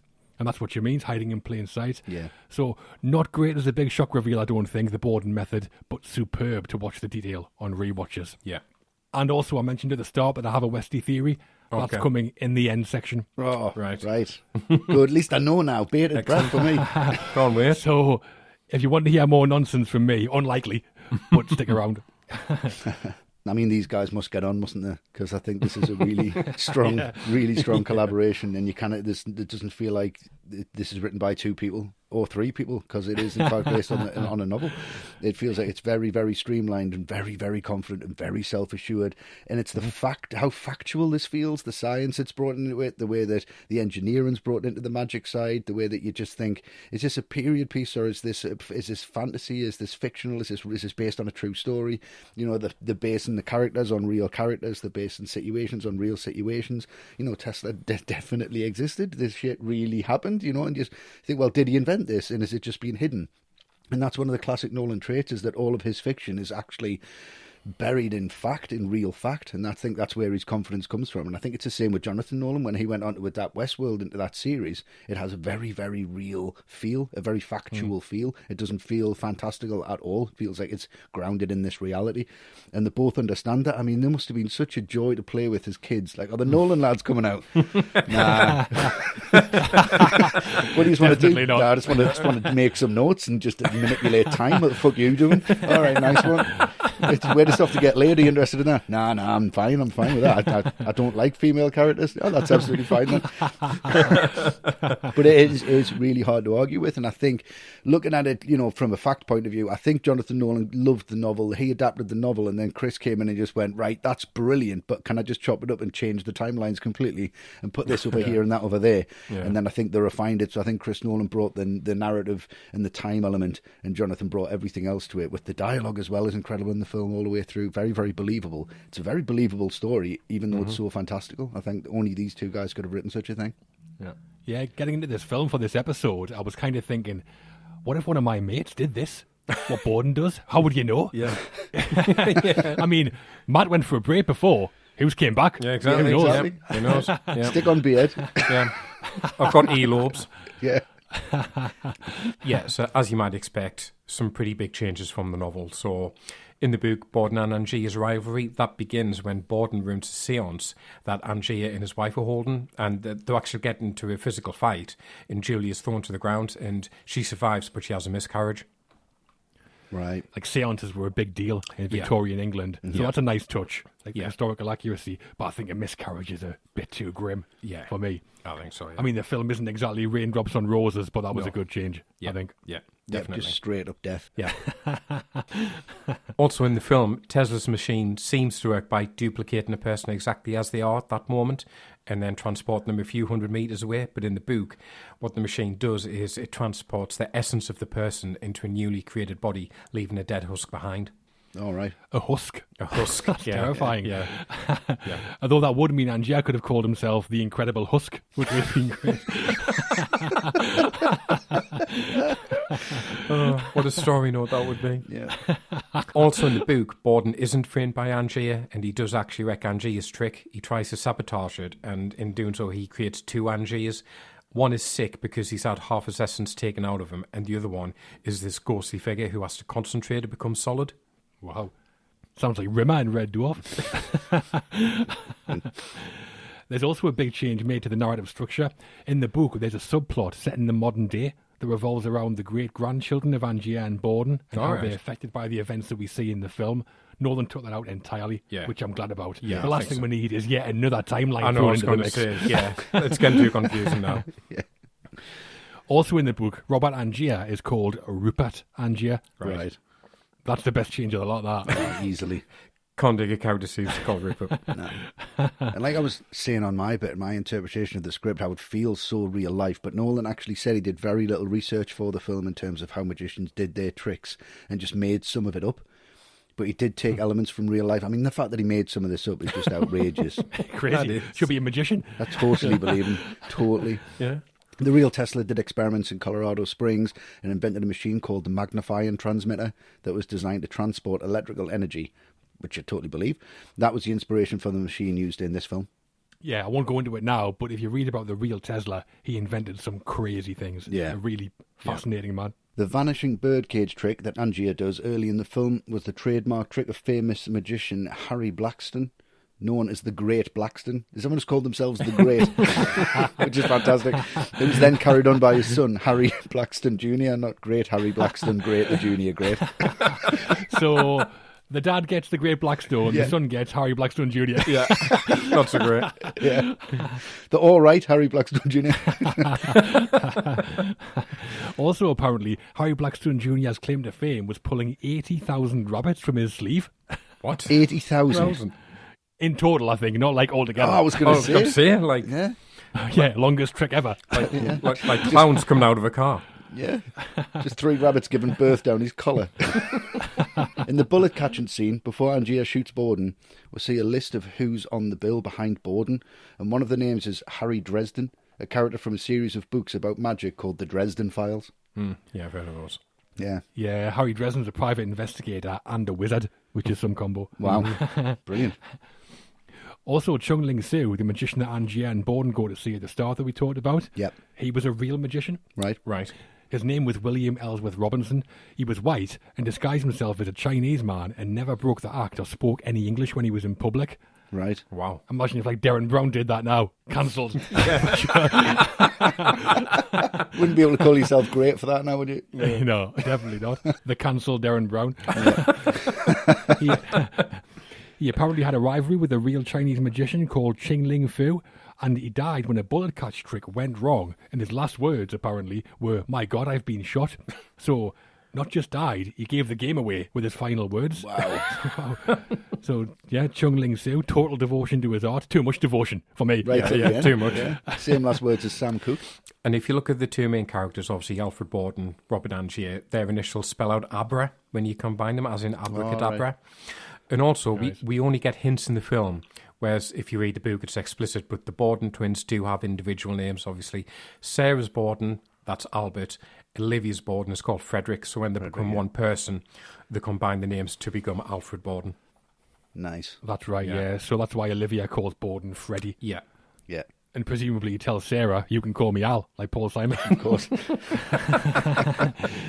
But totally normal guy, this Borden fella, isn't he? Oh, yeah. He loves that one, doesn't he, Nolan? Let's just say, what is that word? Let's just make names out of that. What's it? Yeah. Dreams for Inception. Yeah. It's fantastic. Yeah. Yeah. So the writing on The Prestige, full of twists and turns, and for us, excellent. Oh, Excellent. yeah. Yeah, Yeah. don't know how they did it. It's magic. Moving on to the music, and the composer on The Prestige was David Julian. Yep. He'd been with Christopher Nolan since the start, working with him on 2 short films, and then following Memento, Insomnia, and The Prestige. So how was David Julian's work here, Westy? I really relate David Julian's work to early Chris Nolan stuff. Every time I hear it, it's just reminiscent of Yeah. that time. And they all seem very similar in tone. I don't think I've heard a David Julian and Chris Nolan combination that's upbeat at all. Yeah. There's no real room for that. They're all very brooding, all very dark, all very good, very string laden, and that really works for me here. It's so foreboding, it's so mysterious, It is. and it's just got that. It's that the undertone that he's used again and again, and it's very reminiscent to the music in Insomnia. Very, Yeah. very similar. Yeah. Works for me. It sets a tone. It's a character in the films, and I think he doesn't work with David Julian anymore because I think his work really works for the smaller Nolan films, for that character that it needs, because it's not bombastic. It's not Hans Zimmer. You know what I mean? That's why I Yeah. went Hans Oh, Zimmer no way. next, and it's just this very understated, very powerful work. And I think Julian is massively overlooked in the industry for that, and I think he is fantastic. Everything he touches, I love. And again, on the music of this, it ends on Radiohead, so what's not to love? Exactly. Yeah, I like how the music follows the structure of the film. The soundtrack has 3 sections called The Pledge, The Turn, and The Prestige. Yep. That's a nice touch, and I do like the music, but I think the score is probably the least significant part of the film Yeah, for me. absolutely. Yeah. I mean, we talked about great scores before, like a Gladiator, where at its best the music sweeps the film along. That isn't the case here. The music's there and it's good, but I don't think there's any point where it carries the film. There's no themes. Yeah, there's no Yeah. themes, and it's not memorable. No. No. It supports the film and it supports the tone that Nolan wants pretty well, I think. But when we're talking about this kind of level of filmmaking, like very high, Yeah. the music doesn't quite match it for me. Right. I mean, like you say, Westy, maybe you'd say it all that Nolan played Analysed by Tom York over the end credits and not the score. Yeah, yeah. Not sure why he went for Tom York when the magic dance of Labyrinth, sung by Bowie, was right there. But fine. Yeah, just slow it down 100%. Very similar. I think it's very good without being very memorable. at the same time, by which I mean it's not a score you're going to come out humming it afterwards. No one has a particular theme or musical like identity in this film. It's pretty subtle for the most part. I think it's just about creating mood, and so from that respect I think it does well. It is foreboding, it is dramatic, but without going OTT. So yeah, not massively remarkable, but does the job. Yeah, there's no booms or crashes and reveals when there's like something goes wrong. It's just very much. There's no like Inception type like. No, not at all. Yeah. So some solid work from David Julian, though The Prestige actually marked the last time Nolan and Julian worked together on a feature. Yeah. The year before The Prestige, Nolan worked with Hans Zimmer for the first time on Batman Begins, and, well, there's no going back from that, I don't think, is there? No. A collaborator who was run with Nolan for the long haul was director of photography Wally Pfister. Starting on Memento, Pfister then worked with Nolan on Insomnia, Batman Begins, and here on The Prestige. So how's Pfister's work here as cinematographer, Matt? It's excellent, and I think The Prestige is a period film. That doesn't feel like it's a period film, and I think Pfister contributes a lot to that, because I know he shot a lot of it with just natural light, and I think that combined with how much of this is handheld, which I think is all of it, gives the film a real like earthy naturalism. Like I think like a lot of period films, you feel like you're watching them through like a pane of glass, and you can't like touch them. You can't touch that world. That's not the case with The Prestige. There's no remove here. I feel like he shot it like he would have shot a film set in contemporary times, and I think it also does a really great job of blending this naturalism with all the more outlandish elements. So one of the best shots in the film for me is when Angie goes to Colorado and all the light bulbs in the ground light up around him when he's having that conversation with Ali. So yeah, I think it's excellent stuff by Pfister. Yeah, I agree. When I think of the visuals of a period film, I usually think of like slow, meticulous camera moves that show the relative calm of that time compared to today. Like that zoom out on Ryan O'Neal and Barry Lyndon that lasts for about 3 minutes. Yeah. Looks like a painting, yeah.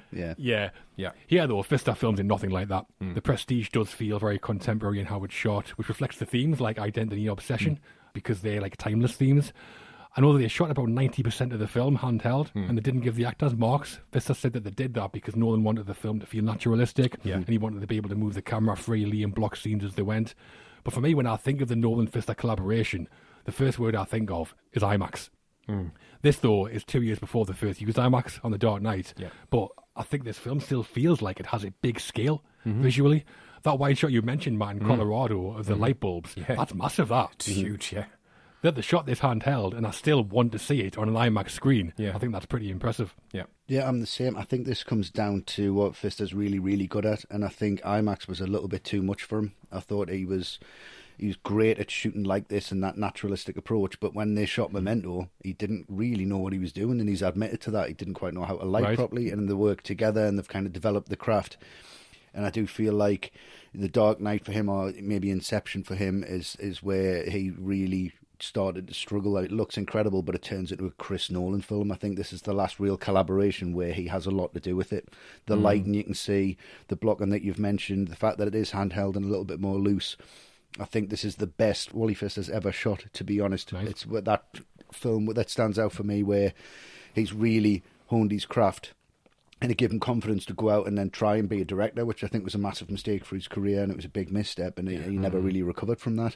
But as a DP, I think it really works here, and it's like I say, it's the last Chris Nolan film. It doesn't feel like a pure Chris Nolan film. It feels like a collaboration where he hasn't pushed in front of everybody else and said, we're shooting this big, we're doing IMAX, we're doing this, we're doing it my way now. It feels like the last collaboration, and I think Wally Pfister had a lot to do with that. What do you think when they went to IMAX, Nolan kind of took over? I think so, yeah. I think Wally Pfister just said, okay, yeah, we can do as much as possible, but Nolan's ideas became far more removed from classic cinema. They became far more removed from classic ways of shooting, and, it's like, maybe turned around and thought, well, Wally, can you gaffer tape an IMAX camera to a Spitfire? And he went, no, I need someone else who can do that. I think it's just a question of technique and question of ability, and not to say that Wally Pfister hasn't got any ability, because this film looks incredible. I think Nolan just wanted to do something different. And this is the last film where they collaborated and they worked purely together 50-50. And the costume designer was a lady called Joan Bergen, and she worked closely with Pfister in creating costumes, and they based them all on a particular colour palette. And what Pfister and Nolan had decided they wanted was a muted colour palette for most of the costumes, because Pfister said this would make the actors' faces pop out more on screen. Yeah, a muted colour palette limits the design possibilities. It makes Joan Bergen's job harder, I'd imagine, but it doesn't show. No. I think the costume design's excellent. Not sure why Bowie doesn't have an orange mullet. That's a bit of a missed opportunity. Yeah, you would have been fired immediately. He emerges from that burning ball of electricity just as Ziggy Stardust. Silver jumpsuit. Joan Bergen said that Nolan had told her to design with half an eye on contemporary fashion, as he wanted the costumes to match the modern filmmaking style, which I think they really do. You can see that in the costumes Scarlett Johansson wears. If a woman had really went into the theatre in a skirt above the knee in Victorian London, they'd probably have been kicked out. So there is elements that have been just a little bit pushed. Yeah. Olivia does look great on the stage, doesn't she? Yeah. Well, absolutely. yeah. And off the stage, to be fair. That's what Cutter says. A pretty apprentice is better than someone who knows what they're doing, because it's the only way to train the eye away from what's happening. So it's genius. Yeah. For his work on The Prestige, Wally Pfister was nominated for an Oscar.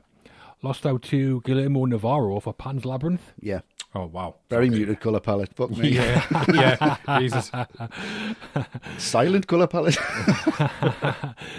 So, as tends to be the way in Nolan films, he had an experienced and skilled crew backing him up. Some great collaborations on The Prestige. Yeah, fantastic. I think the last of the great collaborations for Nolan until he really stepped up the game. The end. Every magic trick has a third act, the hardest part, the part we call the prestige. Yeah. And Nolan definitely backs that up in the final part of his film. Yeah. We're going to be talking about the twists and turns of the film's climax shortly, but there's some real magic to tend to first. Angier returns from Colorado and has with him Tesla's machine. In the sequences that follow, we see Angier frame Borden for murder, but not before wowing London like never before when he performs the real transported man. Matt's reach exceeds his imagination. But not his grasp. So, what do you think of this, Matt? Oh, when he does perform it for real, it's just so tense. It's just, I know I'm in the hands of a film and I just can't tell what's going to happen next. Yeah. It's built up to this big reveal so much, and you were just on tenterhooks because this film has never gone the way you think it's going to go, ever. You know, is the trick going to work? Is it going to be something different? I love the music here. It's so ominous, and this is a moment where you really appreciate how commanding Angier is on stage. Like, he has everyone eating out the palm of his hands here. Borden could never get the audience as enraptured as they are here, and it's the one where you see Borden in that audience, and you can see he's so confused. He's not sure what's going on here because he's sent Angier off on a wild goose chase from his perspective, he thinks. So what has Angier done? What's going to happen next? And it's like I said in the writing, it so effectively makes you switch between the two as to which one you have sympathy for. And I do feel when Angier reappears on the balcony, he gives that speech, like, you do feel that moment of triumph for him because you feel he's earned this after everything he's been through. You think, oh, God, he's done it. Yeah. And, like, we don't know what else he's up to yet, so we're actually happy for him on first viewing. But yet again, it's one of these that just plays so differently on repeat viewings. Once you know what's going on under the stage, there's a completely different way of viewing this scene. You know, how many performances are we into this now? How many clones is he going to kill? Does this make him a mass murderer? Is it mass suicide? Yeah. It's one of these scenes where the more you think about it, the more theories open up and the more questions I have about previous scenes. Like, what did happen to Root exactly? Where has Root gone? What is the deal with Tesla? Because it is extremely fortuitous that Angier gets sent on what's supposedly a wild goose chase to the one man who can build this machine for him anyway. Yeah, it is. Unless that's not what it seems either, in which case the whole thing plays out differently. It's just brilliant.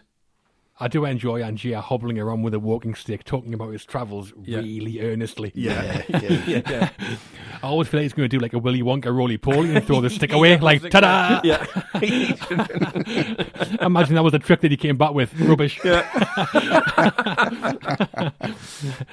But like you, Matt, there are some things here that I find really interesting. There's that line where Angier says he never knew which he was going to be, the guy in the box or the prestige. Yeah. So he doesn't know if he's been alive for like 45 years or however old Angier is, or if he's just been created. Yeah. I mean, talk about identity crisis. That'll mess you up. Yep. Yeah. And that's backed up when we see Angier remove his wedding ring before performing the trick. He does that, so the man that leaves the theatre, whether he's an original or the clone, will have the ring. Yeah. That's a nice detail in there as well. But what on earth is Edward Hibbert, a.k.a. Gil from Frasier, doing in there? Also, the judge we see in a couple of scenes is played by Daniel Davis. a.k.a. Professor Moriarty from Star Trek The Next Generation. Right. I'm just glad those two don't share a scene, to Right. be honest. I'll take your word for it. I'd have been taken so far with the film, I never have came back if those two had spoken to each other. Yeah. But Right. narratively, we are cooking on gas by this point. Yeah. And all the questions that the machine raises I find just really interesting. Mm-hmm. I like it when, we get to that point and we see Borden actually go onto the stage to look at the machine. You should be thinking, how's he got up there? But at this point, it feels like he's allowed to go up there. It feels like he's been chosen to go up there. And There's a few of them go up, isn't there? yeah, there's a few of them go up, but you feel like it's just, you can see Angier with his back to everybody, that he doesn't care that he's there. It's almost like he wants him to get up. So that, again, puts that notion in your mind that every time they've got up on stage, and it seemed easy to do up until now, it's a real payoff for this moment, so he knows how to get him up, and it seems to be easy. So it's all part of the narrative and the foreboding and the foreshadowing of how that's going to work. And then he just basically cuts past Cutter, and Cutter doesn't know anything that's going on because he's front of the stage, and he's like, "Who's he? Who is that?" The part of the act, you fool! And he's just because he pulled the beard off. Oh, they must be then. There's a magician right there.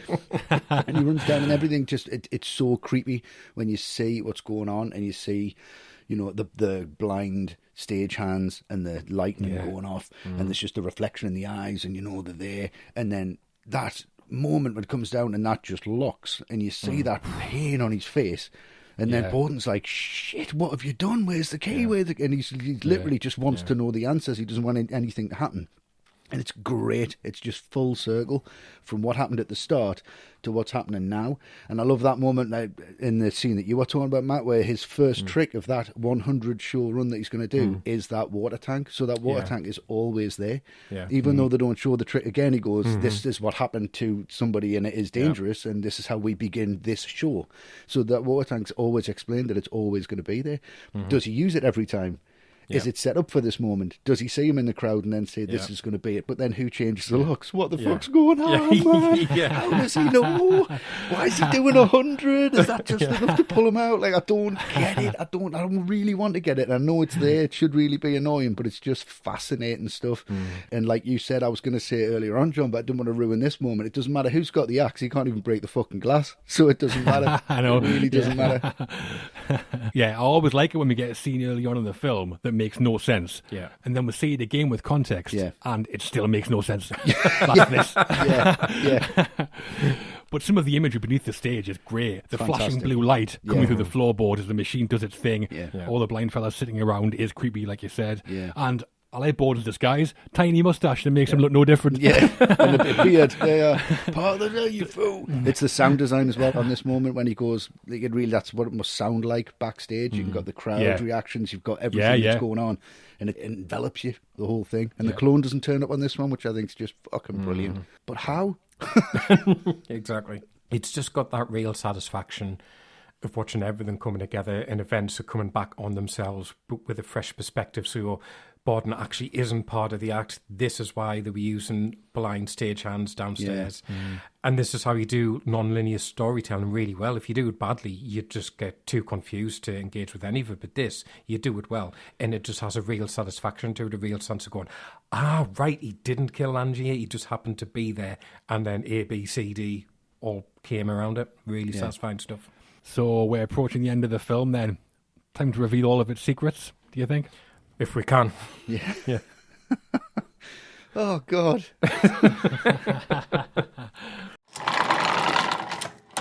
In the closing stages of The Prestige, the twists come fast and furious.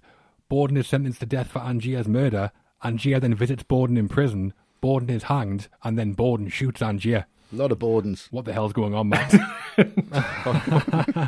You get to this point and you feel that everything is settled when you cut back to Borden in jail, because you think, right, so they've had the feud. Angier used the machine to clone himself. That's who drowned. Borden didn't murder him, but he got set up because he let the feud escalate. Right, okay, I think I've got it. I'm on top of this. And then Lord Collow turns up. Because he's only... Exactly. Lord Caldlow always have been. What? Yeah, what the hell? Like, we've been given no reason to suspect he's even going to turn up, let alone be of any importance, let alone be Angier all along. And, like, my head is just exploding at this point. Yeah. And that should be frustrating, but it feels actually very usual suspect to me. Like, he was the bad guy all along and he's been manipulating everyone to get what he wants. And it is satisfying because when it can trick you like that, it dupes you, but you don't feel stupid for being duped. You just feel like, oh, that was so cleverly done. Yeah. And you're left reeling by it. You finally realise Angie has been the real bastard out of the two of them, manufacturing the whole thing and stealing Borden's daughter in the process. Just absolutely horrific stuff. And then to walk away and he just rips up Borden's secret. Like, Borden is so desperate. He's the secret. He's the secret. Where he's like, mine's better. Yeah. That's great. Yeah, brilliant. Mine was better. Like, oh, God, you just think, well, that's it. It's done. And, you know, what if he had read it? Was Borden going to tell him the truth anyway? So you think it's going to be one of those endings where it's bleak and it's tragic, but it's really satisfying because it's so well done. Until you get Borden's last words before he's hung, abracadabra. Because you don't say abracadabra when you're defeated. You say that when the trick is about to be pulled off. So you know the trick isn't over yet. There's something else still coming. But can I guess what it is? Absolutely not. First time I watched this, I was expecting him just to disappear through the floor and then the noose to be empty. Yeah, well, that's it, yeah. Just at this point, anything goes. Anything goes. Absolutely anything does go, Yeah, in that moment where Lord Collow's revealed, I always think, if you've not been paying full attention, or if you've got a hangover, you won't have a clue what's going on here. The twists are coming so fast, it's crazy. And by this point, Angier's like an evil villain. He even looks like Dick Dastardly twirling his moustache. Yeah, you want him to hide behind his cape? Yeah. Frames Borden for murder he didn't commit, and then turns up to glow with Borden's daughter. Yeah. I mean, I think they're both great in this scene too, Chapman and Bale. Yeah. When Borden's shouting, they're going to bloody hang me. Yeah. That's tough, that. Yeah. I like how Nolan makes a final connection between the magicians and their wives and the way they meet their fates as well. Angier's killed each night by drowning in a water tank, the same way his wife Julia died. Yeah. And Borden's killed by hanging. Yeah. His wife Sarah hanged herself. Yeah. Well, then Borden kills Angier. Yeah. Doesn't he? So, Somehow. Obviously. brilliant. Yeah, that's There's a bouncy ball. Okay, lovely. And you get that reveal beneath the stage, and he's just full of hell at this moment. What I do love is that moment when he walks past Cutter. He looks like Fallon at that point. And then he's into the theatre, and he's downstairs, and then it's like he's taking all of the stuff off. And the reveal could have been Fallon shooting him, and then him taking everything off to show that. And that would have been a more contemporary kind of way to do the twist, I think. They must have considered that idea. I think they must have. So I think he walks in as Fallon and then comes down as Borden. But it's the way that the twist comes around, the way that he reveals everything, the way the voiceover works between the flashbacks. You get just the right amount of flashbacks. We were both this person. We took turns. It was about this. And you had a brother. It was a brother. And it's great the way he delivers that. And he realises it much, much before the audience does. He goes, a brother. And we go, what? A fucking what? Yeah. And he goes down and picks the ball up. He's like, fucking, what did you mean? Explain. And he does. He explains it just right. And it's a great performance from Hackman here when he's just clinging onto every breath to try and find out what's going on. He's this fucking final obsession. He's ever refusing to die. And he is great. It's when Borden turns around and says, I don't care. He's like, look at my sacrifice. Yeah. I don't care about your sacrifice anymore. Yeah. Fuck you. Finally putting a full stop to it. Fantastic scene. So, like I've been saying all the way through, I've got a Westy theory about the end. Oh, here we go. Come on then. Strap That's in. a John theory, innit? How can it be a Westy theory? That's the brand name, I think, isn't it? All right, it is. Yeah, let's do it. Like a cereal. So there's two parts to the theory. Okay. One part I'm definite on. The other part is my best guess as to what's going on. Right, okay. Strap yourselves in, guys. So the definite part is that I'm convinced that the main twist in the film, Borden is a twin, isn't the main twist. Right. There's a lot that tells us there's another unrevealed twist. First, Nolan's been quoted as saying, the film has been written to the principles of a magic trick, stories within stories and misdirections. I mean, what does the magic trick do? It misdirects you to think one thing is true when something else is. With you so far. The first words of the film are you watching closely? Yep. I think that's Nolan talking to us at the start of his trick, like a magician would. Then, at the end, we get the Cutter monologue. He says, making someone disappear is not enough. You have to bring them back. As he says that, Borden appears again to get his daughter. Yes. That is where the film should fade out. It would be a perfect ending. Yeah. But Cutter carries on and says, you want to know the secret, but you won't find it because you're not really looking. Yeah. The camera pans to Angier in the tank. Cutter says, you want to be fooled. Yeah. Cut to black. Yeah. So even after the twist is revealed, Nolan's still telling us there's a secret. I've got little doubt there's a twist that Nolan hasn't told us. Yeah. Okay. What that twist is, I'm not certain, but what I think is most likely is that the cloning machine doesn't actually work. Yeah. Angier was ripped off by Tesla and given a box that doesn't do anything, and there is some evidence. In the first act, Moriarty says to Cutter about the machine, I'm sure it has a simple trick, and Cutter says it has no trick. And if the machine does work, then the film has plot holes, quite a few, but two big ones.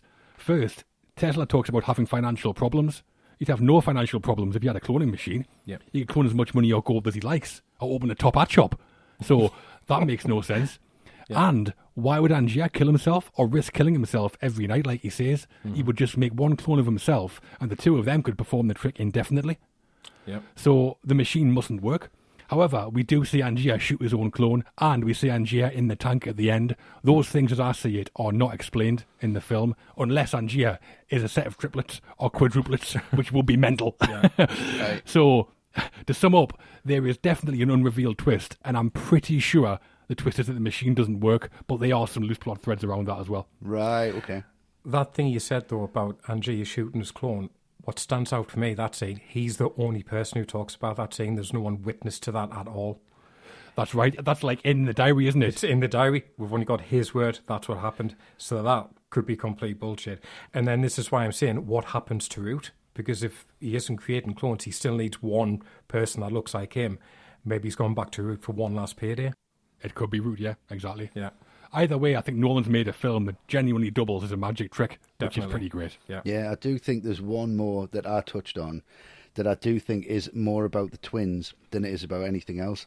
And it's how many times when I rewatched this last night, I'm thinking, right, I look, because John went, I've got a theory on this, have you got any? And I thought, no, I don't, fuck. And I was pissed off. So I watched it again last night and I'm like, I need to find something in this. And I don't know whether I'm just clutching at straws, but I just found it really, really interesting how many times it's questioned about the locks and how many times Borden brings up locks. You think that's going to be enough to keep me out when the first time that he meets Sarah and, and he's let into the house, he can break locks, he can get in. It's always been his thing. Move chains around. First visitor he gets, check the locks twice. And I think that it's Freddy outside and it's Alfred who's inside. In the wrong. Yeah. But Freddie knows that he is responsible for deaths. He's responsible for Julia's death. He's responsible for Sarah's death. He says that he's sorry for Sarah. And the twist in the film is that the twin who's not guilty gets out of prison and he's replaced by his other twin who is guilty. And that's when he walks away and gives him the ball. It's whoever's got the ball has the power. Right. So I think he finds a way out and they switch. And that's the trick. That's the prestige. That's the difference. And that's what the whole story's about. So I think the whole point of the film is he can go anywhere and do anything. And that's hinted at all the way through the prison sequences, so that he can get out. Because he actually opens the cell door and says, are you still here? And he says, for now. And he says to the guard as he's getting hung, he's like, are you watching closely? Are you watching closely? Because I've just fucked you over and I've just escaped and I've just been replaced by somebody else and I want to be here. And he accepts his fate. And I think that, again, is another twist that Nolan's putting in. Not the ultimate twist, not the ultimate theory, but I do think that's something in there to look at. Yeah, I think that's what's so clever is because not only is there an unrevealed twist, but like a magic trick, there's a lot of misdirection about what the unrevealed twist could be as well. And then everyone's so sure about what it is. Yeah, exactly. Everyone is. They did it this way. No, they did it this way. And again, that's what the film's about, trying to find that out. I'm just glad Borden explains everything at this point. Like, you and me both. Yeah. Somebody explain something. Somebody just explain one thing, please. Like, normally I would hate an info dump like this, but so much has been going on. So many things get flipped on the head. So many things I'm not sure if they've even happened or not. Like, if you've kept up by now, just give yourself like a pat on the back. Like, well done, well done. I think you've earned the fact to just let Borden lay it all out for you and then explain like, all right, so he at least had a brother. I do at least get that. But I do think that as he was walking in as Fallon, I do think Cutter is sick of Angier's shit and tells him where he is. He tells Borden where he is. When he's escaped prison, he says, this is where he is. And he walks past him and lets him go. Yeah. That's why he's looking after his daughter. And that's where that nod comes from at the end. Yeah. It's like, I know you're the right person. I know you had a twin brother and I know he fucked up. He's paid for his dues. Angier's paid for his dues. Go and live your life. So what we're saying is, Cutter's the real villain. Cutter is the villain. Yeah. Do you know how Andrea said to Tesla that he's made a machine for someone in the past? He made it for Cutter, and Cutter's clone was actually Fallon, and then Fallon looks like, oh, I don't fucking know. It doesn't matter, does it? Go anywhere. Well, whatever you think happens, that is the end of the Prestige. Angier's dead, all versions of him, presumably. One half of Borden's dead, the other half leaves with his daughter, and Cutter, not a care in the world for Cutter, is there? No. He's still figuring it out. Reception and awards. The Prestige did well on its release, though it didn't exactly set the world alight, to be honest. On a budget of $40 million, it grossed $109.7 million, so it did turn a profit. And critics weren't totally blown away by it either. Roger, the Professor Ebert, first. What did our man Roger rate it, do you think? I reckon he liked it. 3. Yeah, 3, yeah. He did. He gave the film 3 stars out of 4. Yeah. He called the twist around Borden at the end a fundamental flaw and said the pledge of the Prestige is that the film, having been metaphorically sawed in two, will be restored. It fails when it cheats, as if the woman produced on stage were not the same one cut in two. Does Rog think that magicians were actually sawing women in half and then putting them back together?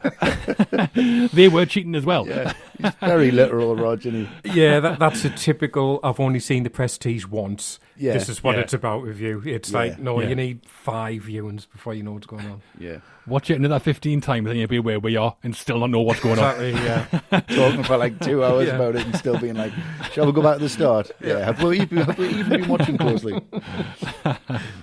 Empire magazine gave the film 4 stars out of 5 and said the Prestige is odd, but brilliantly so.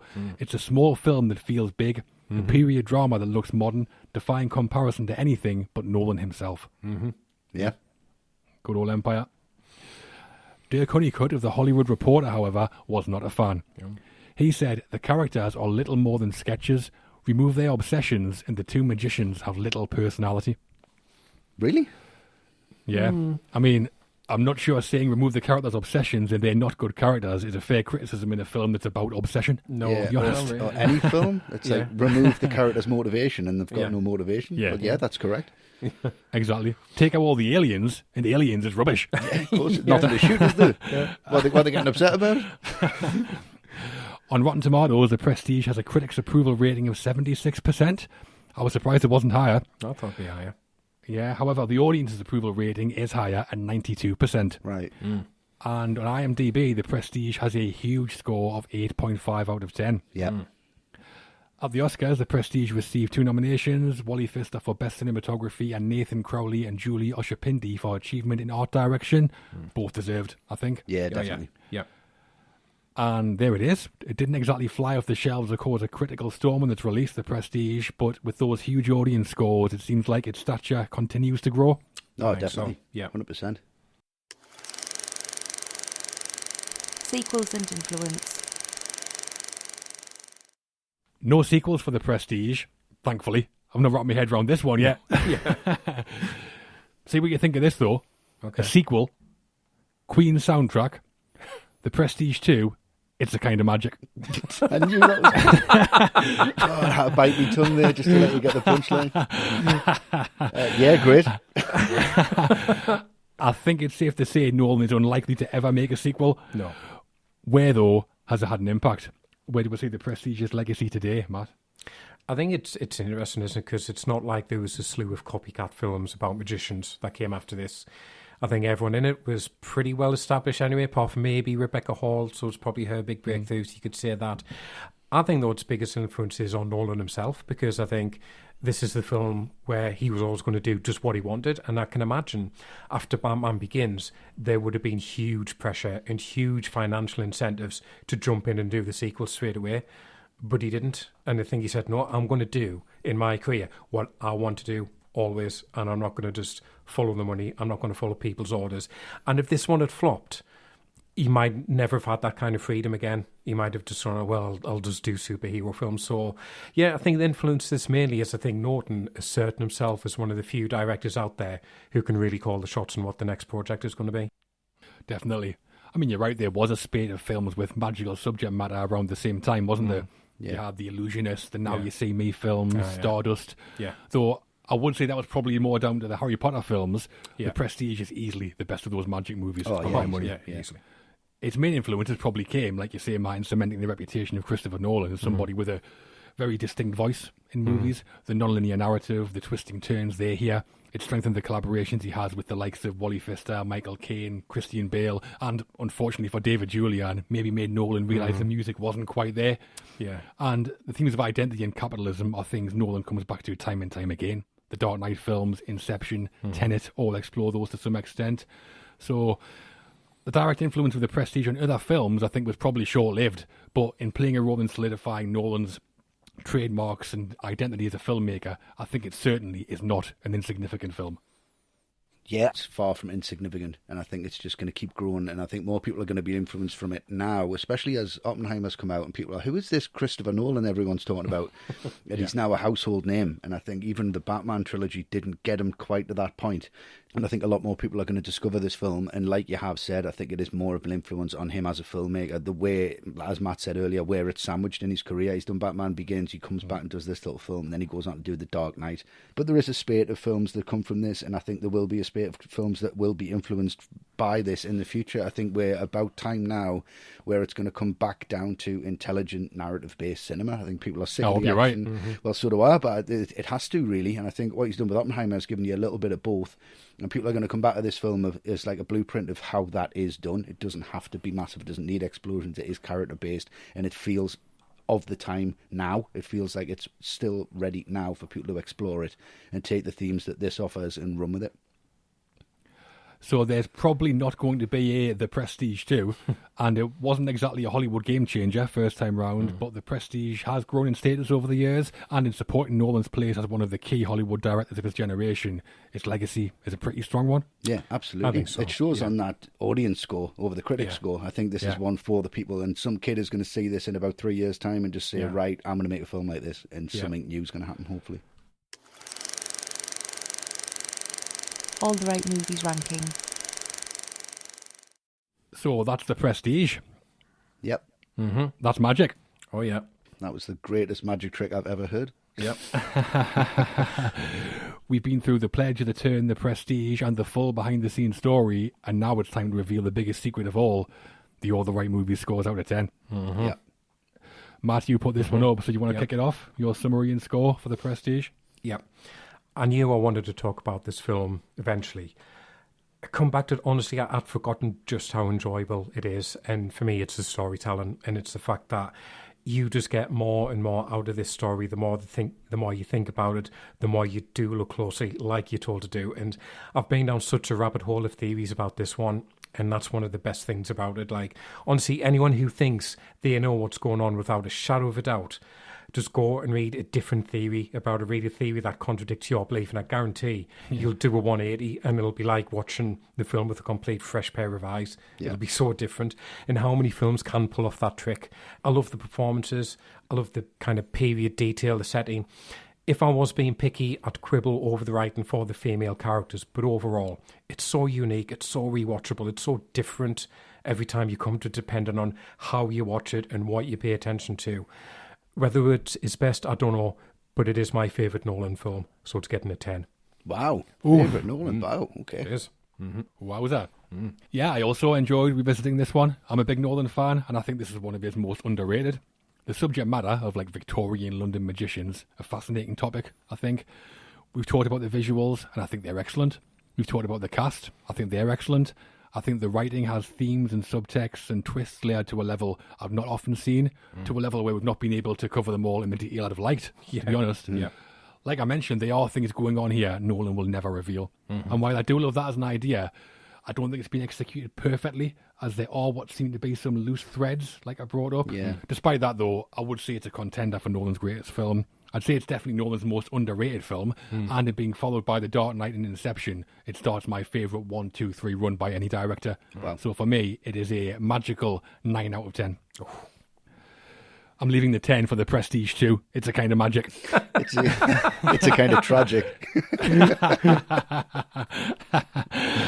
And Westy, your summary and score for The Prestige? Yeah, I mean, I love the smaller scale Nolan. I love the really intelligent intertwining. I don't give a fuck what the audience thinks, Nolan, which is what this is, which is what Memento is, which is what Insomnia was, even though that's a remake. You know, this is an adaptation of a novel, but it feels incredibly his own, and he takes that on board, and that's what he does. He has a stamp on every film, and you can feel him all the way through his films, and you can with this. But I do feel like this is almost too personal to him. I don't feel like you can access it as much as you should be able to access it. And I think a lot of people had a problem with that when it first came out. And I still have a little bit of problem with that. I feel like I'm peeking behind the curtain to something I shouldn't really be seeing. I feel like I'm part of a club that's far too intelligent for me to be part of. I feel like a bit of a fraud. And I feel like I'm, trying to just speak far too intelligently about something to a group of people who know a lot more than I do about it, and that's how it feels with this. They're just being nice and going, yeah, watch this with me, and yeah, and I'm like, yeah, you see that? And they're like, yeah, it's the red ball bounce. Did you see that? And they're like, Jesus Christ, who's this guy?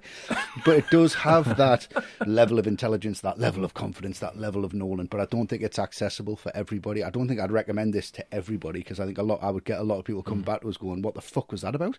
I don't understand that. Yeah. So I do think you need to be in a certain mood to watch this film, and so it doesn't strike one with me where I can just watch it at any point. I really need to be in the mood for it. There are a few things that jar us out of it. There are a few things that confuse us a little bit, and a few things that I really thoroughly enjoy about the film, but I'm not going to give it full marks. It's not my top Nolan. It's not even in my top 3 Nolan, to be fair. So it's still a solid 9 on 10, because it's loads of fun, but you've got to be in the mood to sit through it. As ever, we also put this out to our patrons and followers on Twitter, or X. Some of their comments on The Prestige. Kunal Talgeri, at Kunal Talgeri, said, to weave magicians into a plot for 21st century viewers, to bring Tesla into that story, and to be able to get a big studio to commission it, and then execute to perfection, this is one of Nolan's biggest landmarks in cinema. As always, perfect casting. Yep. I think Kunal hits at a Hollywood problem there, and it is a problem, that there are no directors out there getting original blockbusters commissioned at big scale. Nolan and James Cameron, and that's about it. Yeah. Mm-hmm. But it's going to change, Westy, isn't it? No, absolutely. It's on the way. It's on the horizon. Jonesing for Prosperity. Is it just me, or are these names getting more crazy with every episode? There's some really weird ones out there. Yeah. So, Jonesing for Prosperity at Jen Jones 1964 said, The Prestige is literally a magic trick. It begins by explaining how magic tricks work by distraction and implores the viewer to watch carefully. Then it goes on to distract the viewer, who thinks he is watching carefully but still misses the clues. Yeah. It's a masterpiece. I agree with the magic trick structure and the misdirection. Yeah. Wise words from Jonesing for Prosperity. Yeah, couldn't have thought of a more wise name. Yeah. But, fair play. You're probably running out of handles now on Twitter. There's that many people on there. Yeah.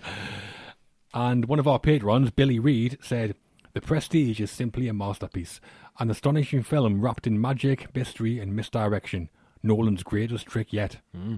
Yep. Lovely. We had a lot of great comments from our patrons, as we always do. But the reason I chose Billy's is because Billy is a magician.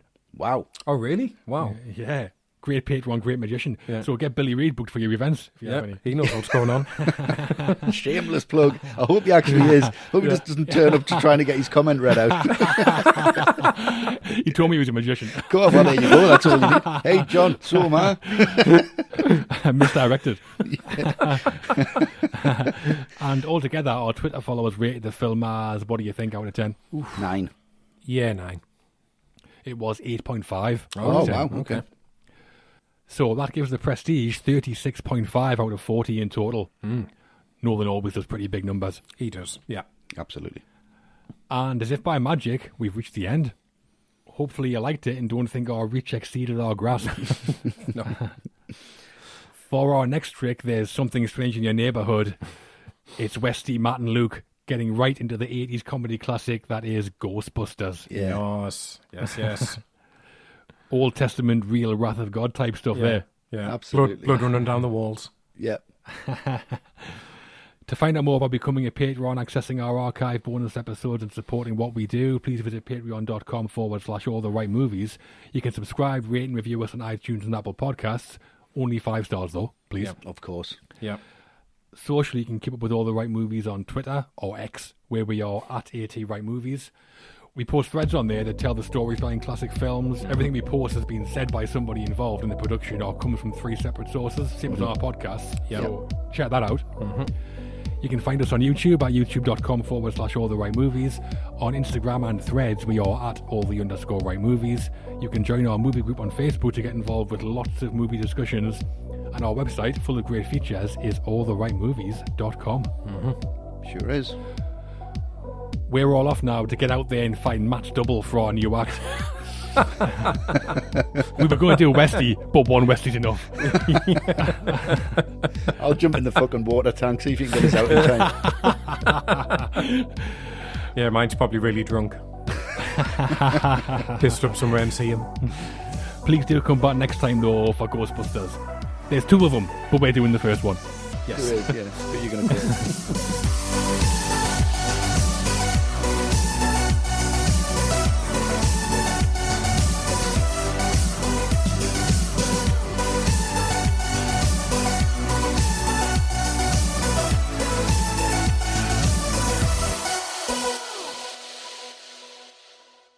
Becoming the event movie maker of his generation. My name's John, and with me today we have the great Westy. And the only way that I know how to do it is to find you a bloody good double. And Matt, the Professor Bartley. Don't forget your hat, Mr. Angier. Who's that? Shut up! You watched the right film, bud. David Bowie. That was great.